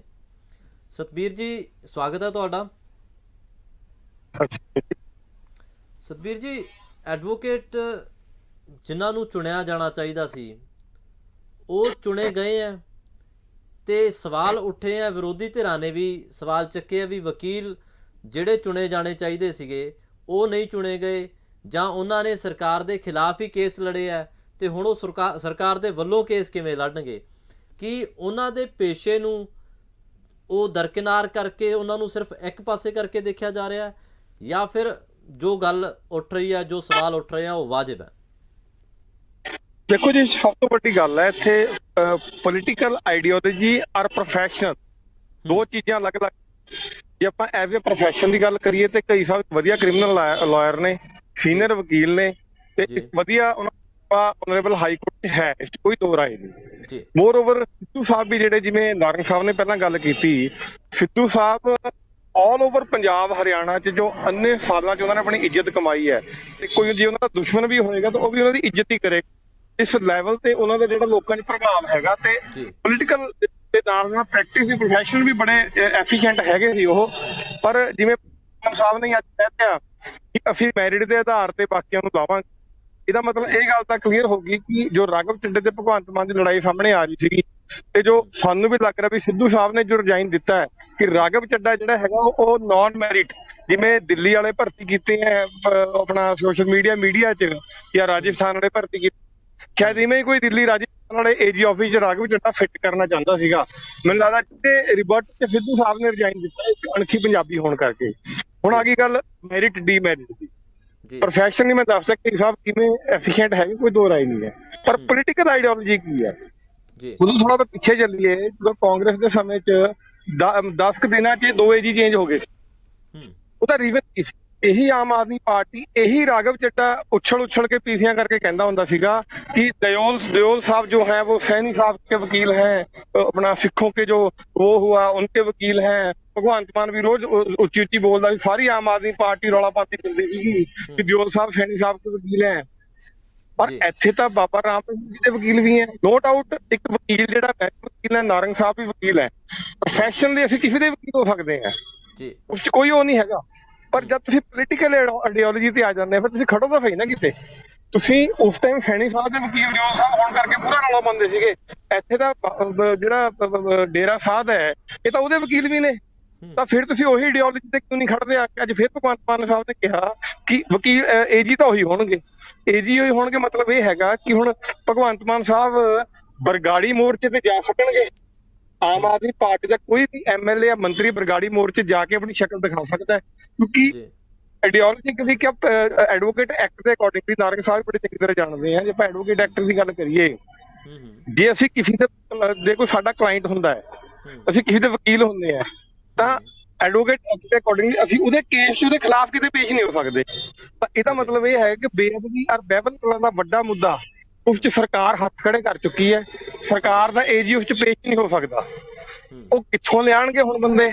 ਕੋਈ ਬਾਹਰੋਂ ਲੈ ਕੇ ਆਣਗੇ ਜਾਂ ਕੋਈ ਹੋਰ ਕਿਸੇ ਨੂੰ ਪੇਸ਼ ਕਰਨਗੇ? ਕਿਉਂਕਿ ਏਜੀ ਇੱਕ, ਜਿਵੇਂ ਨਾਰੰਗ ਸਾਹਿਬ ਨੇ ਵੀ ਦੱਸਿਆ, ਉਹ ਇੱਕ ਹੈੱਡ ਹੁੰਦਾ, ਇੱਕ ਚਿਹਰਾ ਹੁੰਦਾ ਸਰਕਾਰ ਦਾ। ਜਦ ਸਰਕਾਰ ਦਾ ਵੱਡਾ ਚਿਹਰਾ, ਜਿਹੜੇ ਵੱਡੇ ਵੱਡੇ ਦਾਅਵੇ, ਸਿੱਧੂ ਸਾਹਿਬ ਤਾਂ ਡਿਸਟ੍ਰਿਕਟ ਕੋਰਟ ਜਾ ਕੇ ਪੇਸ਼ ਹੋ ਜਾਂਦੇ ਸੀਗੇ, ਤੁਸੀਂ ਦੇਖਿਆ ਹੋਣਾ ਕੈਂਸਰ ਵਾਲੇ ਕੇਸਾਂ 'ਚ। ਜੀ ਸਤਬੀਰ ਜੀ, ਤੁਹਾਡੀ ਆਵਾਜ਼ ਨਹੀਂ ਆ ਰਹੀ।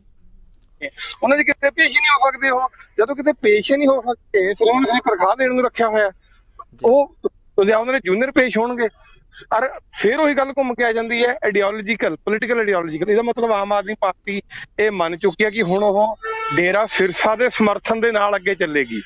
ਉਹਨਾਂ ਨੂੰ ਪੰਜਾਬ ਦਾ ਤੇ ਪੰਜਾਬ ਦੀ ਸਿੱਖ ਜਥੇਬੰਦੀਆਂ ਦੇ ਸਾਥ ਦੀ ਲੋੜ ਨਹੀਂ ਹੈਗੀ।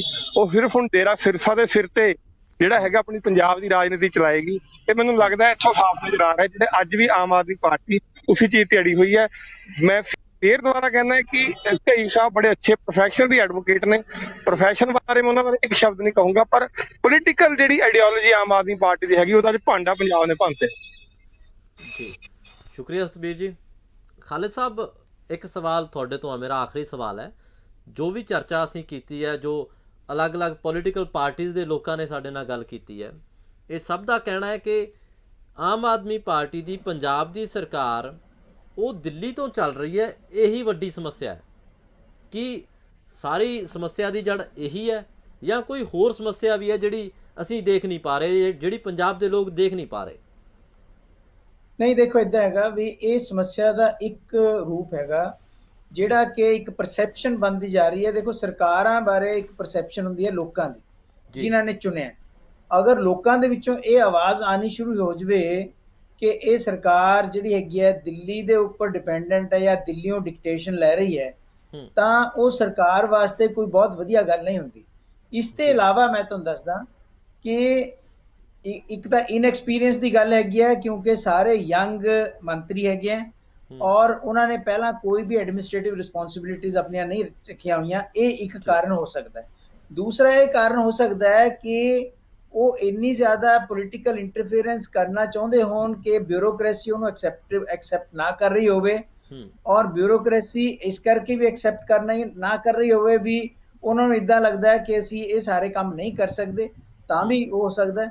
ਦੂਸਰੀ ਗੱਲ ਇਹ ਹੈਗੀ ਹੈ, ਤੁਸੀਂ ਇਹ ਜਿਹੜੀ ਨੌਨ ਕੋਆਪਰੇਸ਼ਨ ਹੈ ਜਾਂ ਆਪਾਂ ਇਹ ਕਹਿ ਰਹੇ ਇੱਕ ਦੂਸਰੇ ਦੇ ਉੱਪਰ ਟਰਸਟ ਡੈਫਿਸਿਟ ਹੈ ਕਿ ਮਿਲ ਕੇ ਕੰਮ ਨਹੀਂ ਕਰ ਸਕਦੇ, ਉਹ ਸਾਰੀਆਂ ਚੀਜ਼ਾਂ ਸਾਹਮਣੇ ਆ ਰਹੀਆਂ, ਜਿਹਦੀ ਵਜ੍ਹਾ ਕਰਕੇ ਆਪਾਂ ਦੇਖਦੇ ਹਾਂ ਕਿ ਜੋ ਸਿਚੁਏਸ਼ਨ ਬਣਦੀ ਜਾ ਰਹੀ ਹੈ ਉਹ ਸਿਚੁਏਸ਼ਨ ਕੋਈ ਪੰਜਾਬ ਵਾਸਤੇ ਵਧੀਆ ਨਹੀਂ ਹੈ। ਆਪਾਂ ਗੱਲ ਕਰ ਰਹੇ ਹਾਂ ਸਟੂਡੀਓ 'ਚ ਬੈਠੇ ਅਪਰ ਲੈਵਲ ਦੀ, ਲੇਕਿਨ ਇਹਦਾ ਪ੍ਰਭਾਵ ਲੋਐਸਟ ਲੈਵਲ ਤੇ ਐਡਮਿਨਿਸਟ੍ਰੇਸ਼ਨ ਤੇ ਕਿਵੇਂ ਪੈਂਦਾ ਹੈ, down to tehsildar, SDM office, municipal office, ਹਰ ਜਗ੍ਹਾ ਦੇ ਉੱਪਰ ਇਹਦਾ ਪ੍ਰਭਾਵ ਪੈਂਦਾ ਹੈ, ਕਿਉਂਕਿ ਉੱਪਰ ਜਿਹੜੀ ਹੈਗੀ ਸਟੇਬਿਲਿਟੀ ਨਹੀਂ ਹੈ। ਉਹਦੀ ਵਜ੍ਹਾ ਕਰਕੇ ਮੈਂ ਫੇਰ ਕਹਾਂਗਾ ਕਿ ਜਿਸ ਵੇਲੇ ਅਸੀਂ ਇੱਕ ਆਰਥਿਕ ਤੰਗੀ ਔਰ ਸਿਚੁਏਸ਼ਨ ਦੇ ਵਿੱਚ ਫਸੇ ਹੋਏ ਹਾਂ, ਉਹਦੇ ਵਿੱਚ ਅਗਰ ਸਾਡੀ ਪੋਲੀਟੀਕਲ ਇਨਸਟੇਬਿਲਿਟੀ ਵੀ ਹੁੰਦੀ ਹੈ, ਉਹ ਸਾਨੂੰ ਡਬਲ ਮਾਰ ਪਊਗੀ।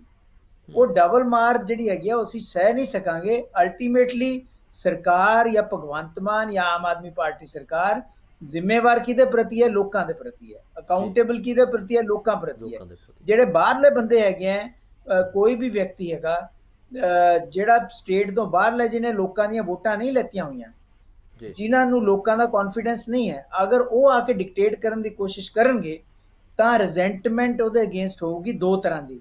ਇੱਕ ਤਾਂ ਲੋਕਾਂ ਵੱਲੋਂ ਹੋਊਗੀ, ਦੂਸਰੀਆਂ ਜਿਹੜੇ ਆਪੋਜੀਸ਼ਨ ਪਾਰਟੀਆਂ ਨੇ ਉਹ ਮੌਕਾ ਦੇਖ ਰਹੀਆਂ। ਔਰ ਤੀਸਰੀ ਮੈਂ ਤੁਹਾਨੂੰ ਗੱਲ ਕਹਾਂਗਾ ਕਿ ਤੁਸੀਂ 92 ਸੀਟਾਂ ਦੀ ਗੱਲ ਕਰ ਰਹੇ ਹੋ, 92 ਸੀਟਾਂ ਦੇ ਕੇ ਲੋਕਾਂ ਨੇ ਇੱਕ ਤਜਰਬਾ ਕੀਤਾ ਕਿ ਵੀ ਆਪਾਂ ਇੱਕ ਜਿਹੜੀਆਂ ਪੁਰਾਣੀਆਂ ਧਿਰਾਂ ਹੈਗੀਆਂ ਉਹਨਾਂ ਨੂੰ ਛੱਡ ਕੇ ਇੱਕ ਨਵਾਂ ਐਕਸਪੈਰੀਮੈਂਟ ਕਰਦੇ ਹਾਂ। ਅਗਰ ਇਹ ਐਕਸਪੈਰੀਮੈਂਟ ਜਿਹੜਾ ਹੈਗਾ ਉਹ ਫੇਲ ਹੁੰਦਾ ਹੈ ਜਾਂ ਪ੍ਰੋਪਰ ਸਰਕਾਰਾਂ ਨਹੀਂ ਚੱਲਦੀਆਂ, ਤਾਂ ਬੈਕਲੈਸ਼ ਵੀ ਉਨਾ ਹੀ ਜ਼ਬਰਦਸਤ ਹੋਣ ਦੀ ਸੰਭਾਵਨਾ ਹੈ, ਕਿਉਂਕਿ ਲੋਕਾਂ ਨੇ ਕਹਿਣਾ ਹੈ ਕਿ ਅਸੀਂ ਏਡਾ ਵੱਡਾ ਫਤਵਾ ਜਾਂ ਮੈਂਡੇਟ ਦਿੱਤੀ, ਲੇਕਿਨ ਉਸ ਮੈਂਡੇਟ ਦੀ ਨਿਰਾਦਰੀ ਬੇਇੱਜ਼ਤੀ ਹੋਈ ਹੈ ਕਿ ਤੁਸੀਂ ਬਜਾਏ ਕਿ ਆਪਣਾ ਦਿਮਾਗ ਇਸਤੇਮਾਲ ਕਰੋ, ਤੁਸੀਂ ਅਗਰ ਇੰਪੋਰਟਡ ਬਾਹਰੋਂ ਲਿਆ ਕੇ ਡਿਕਟੇਸ਼ਨ ਲੈਣੀ ਹੈ ਤਾਂ ਉਹ ਸਾਨੂੰ ਐਕਸੈਪਟੇਬਲ ਨਹੀਂ ਹੈ। ਔਰ ਖਾਸ ਤੌਰ ਪਰ ਜਿੰਨੀਆਂ ਸਕੀਮਾਂ ਗੌਰਮੈਂਟ ਦੀਆਂ, ਜਿੰਨੀਆਂ ਗੌਰਮੈਂਟ ਦੇ ਕੰਮ ਕਰਨੇ ਸੀਗੇ, ਚਾਹੇ ਸਿਹਤ ਨੂੰ ਲੈ ਲਓ, ਸਕੂਲਾਂ ਨੂੰ ਲੈ ਲਓ, ਉਹ ਸਾਰੀਆਂ ਚੀਜ਼ਾਂ ਵੀ ਜਿਹੜੀਆਂ ਹੈਗੀਆਂ ਖਤਮ ਹੋ ਜਾਣਗੀਆਂ। ਮੈਂ ਤੁਹਾਨੂੰ ਇੱਕ ਲਾਸਟ ਦੇ ਵਿੱਚ ਗੱਲ ਕਹਿਣਾ ਕਿ ਹੁਣ ਜਿਸ ਵੇਲੇ ਵਿਧਾਨ ਸਭਾ ਦਾ ਸੈਸ਼ਨ ਹੋਇਆ, ਉਹਦੇ ਵਿੱਚ ਉਹਨਾਂ ਨੇ ਕਿਹਾ ਜੀ ਕਿ ਅਸੀਂ UGC ਦੇ ਗ੍ਰੇਡ ਜਿਹੜੇ ਹੈਗੇ ਆ ਉਹ ਅਸੀਂ ਦੇ ਰਹੇ ਹਾਂ ਕਾਲਜ ਦੇ ਤੇ ਯੂਨੀਵਰਸਿਟੀ ਟੀਚਰਾਂ ਨੂੰ, ਲੇਕਿਨ ਹਜੇ ਤੱਕ ਨੋਟੀਫਿਕੇਸ਼ਨ ਨਹੀਂ ਆਇਆ ਹੈ। ਜਦ ਕਿ ਹਿਮਾਚਲ ਗਵਰਨਮੈਂਟ ਜਿਹੜੀ ਉਸ ਵੇਲੇ ਗ੍ਰੇਡ ਦਿੰਦੀ ਸੀ ਜਿਸ ਵੇਲੇ ਪੰਜਾਬ ਦਿੰਦਾ ਥਾ, ਅੱਜ ਹਿਮਾਚਲ ਦੀ ਕੈਬਨਿਟ ਨੇ ਆਪਣੇ ਆਪ ਨੂੰ ਪੰਜਾਬ ਤੋਂ ਡਿਸਐਫੀਲੀਏਟ ਕਰਦੇ ਹੋਏ ਆਪਣੇ ਜਿਹੜੇ ਹੈਗੇ ਆ EMPLOYEES ਸਾਰਿਆਂ ਨੂੰ, ਕਾਲਜ ਤੇ ਯੂਨੀਵਰਸਿਟੀ ਦੇ ਟੀਚਰ, ਉਹਨਾਂ ਨੂੰ ਗ੍ਰੇਡ ਦੇ ਦਿੱਤੇ, ਜਦ ਕਿ ਹਮੇਸ਼ਾ DA ਸਾਨੂੰ ਮਿਲਦਾ ਸੀਗਾ ਪੰਜਾਬ ਨੂੰ, ਉਸ ਤੋਂ ਬਾਅਦ ਹਿਮਾਚਲ ਵਾਲੇ ਉਸੇ ਚਿੱਠੀ ਦੇ ਉੱਪਰ DA ਦਿੰਦੇ ਸੀਗੇ, ਸਾਰਾ ਕੁਝ ਉਸ ਤਰ੍ਹਾਂ ਸੀਗਾ, ਉਹ ਸਾਰਾ ਖਤਮ ਹੋ ਗਿਆ। ਇਹਦਾ ਮਤਲਬ ਸਾਡਾ ਜਿਹੜਾ ਹੈਗਾ ਉਹ ਰੁਤਬਾ, ਉਹ ਜਿਹੜਾ ਸਾਡਾ ਇੱਕ ਰੀਜਨਲ ਵੱਡੇ ਬ੍ਰਦਰ ਦੀ ਭੂਮਿਕਾ, ਉਹ ਵੀ ਖਤਮ ਹੁੰਦੀ ਜਾ ਰਹੀ ਹੈ। ਇਹ ਸਾਰੀਆਂ ਚੀਜ਼ਾਂ ਤਦ ਹੀ ਹੈ ਕਿਉਂਕਿ ਸਰਕਾਰ ਜਿਹੜੀ ਹੈਗਾ ਉਹਨੂੰ ਕੁਇਕਲੀ ਜਾਂ ਸੁਚੱਜੇ ਢੰਗ ਦੇ ਨਾਲ ਕੰਮ ਕਰਨ ਦੇ ਵਿੱਚ ਕਿਤੇ ਨਾ ਕਿਤੇ ਔਕੜ ਆ ਰਹੀ ਹੈ, ਆਪਣੀ ਵਜ੍ਹਾ ਕਰਕੇ ਜਾਂ ਬਾਹਰਲੀ ਵਜ੍ਹਾ ਕਰਕੇ। ਇਹਦੇ ਬਾਰੇ ਤਾਂ ਸਰਕਾਰ ਜ਼ਿਆਦਾ ਜਾਣਦੀ ਹੈ, ਲੇਕਿਨ ਪਬਲਿਕ ਪਰਸੈਪਸ਼ਨ ਇਹੀ ਬਣ ਰਹੀ ਹੈ ਕਿ ਸਰਕਾਰ ਬਾਹਰੋਂ ਡਿਕਟੇਸ਼ਨ ਲੈ ਕੇ ਚੱਲ ਰਹੀ ਹੈ। ਜੀ, ਇੱਕ ਪਾਸੇ ਆਮ ਲੋਕਾਂ ਦੀ ਪਰਸੈਪਸ਼ਨ ਬਣ ਰਹੀ ਹੈ ਤੇ ਦੂਜੇ ਪਾਸੇ ਆਮ ਲੋਕਾਂ ਦੇ ਵਿੱਚ ਡਰ ਵੀ ਵੱਧ ਰਿਹਾ, ਚਾਹੇ ਉਹ ਆਮ ਕਰਮਚਾਰੀ ਹੋਣ, ਚਾਹੇ ਆਮ ਅਧਿਕਾਰੀ ਹੋਣ ਜਾਂ ਆਮ ਬਿਜ਼ਨਸਮੈਨ ਹੋਣ। ਹਰ ਕਿਸੇ ਨੂੰ ਡਰ ਹੈ ਕਿ ਜੇ ਪੰਜਾਬ ਦੇ ਵਿੱਚ ਇਸੇ ਤਰ੍ਹਾਂ ਉਥਲ ਪੁਥਲ ਹੁੰਦੀ ਰਹੀ ਤੇ ਕਿਤੇ ਨਾ ਕਿਤੇ ਅਸੀਂ ਇਕਨੋਮਿਕਲੀ ਵੀਕ ਹੋਵਾਂਗੇ, ਇਕਨੋਮਿਕ ਸਾਨੂੰ ਘਾਟੇ ਪੈਣਗੇ ਤੇ ਉਹਦੀ ਮਾਰ ਪੰਜਾਬ ਸ਼ਾਇਦ ਝੱਲਣ ਲਈ ਅੱਜ ਤਿਆਰ ਨਹੀਂ ਹੈ। ਤੇ ਇਸ ਤਰ੍ਹਾਂ ਦੇ ਹੋਰ ਵੀ ਮੁੱਦਿਆਂ ਤੇ ਡਿਸਕਸ ਕਰਾਂਗੇ ਤੇ ਜਾਣਾਂਗੇ ਕਿ ਅਸਲ ਪੰਜਾਬ ਦੇ ਮੁੱਦੇ ਕਿਹੜੇ ਨੇ ਤੇ ਉਹਨਾਂ ਦਾ ਹੱਲ ਕੀ ਹੋਣਾ ਚਾਹੀਦਾ। ਪਾਰਟੀਆਂ ਤੋਂ ਉੱਪਰ ਉੱਠ ਕੇ ਪੰਜਾਬ ਦੇ ਲੀਡਰਾਂ ਨੂੰ ਕੀ ਕਰਨਾ ਚਾਹੀਦਾ ਤੇ ਪੰਜਾਬ ਦੇ ਆਮ ਲੋਕਾਂ ਨੂੰ ਕੀ ਮਿਲਣਾ ਚਾਹੀਦਾ। ਇਸੇ ਤਰ੍ਹਾਂ ਦੇਖਦੇ ਰਹੋ ਪੰਜਾਬ ਟੂਡੇ। ਸਤਿ ਸ਼੍ਰੀ ਅਕਾਲ।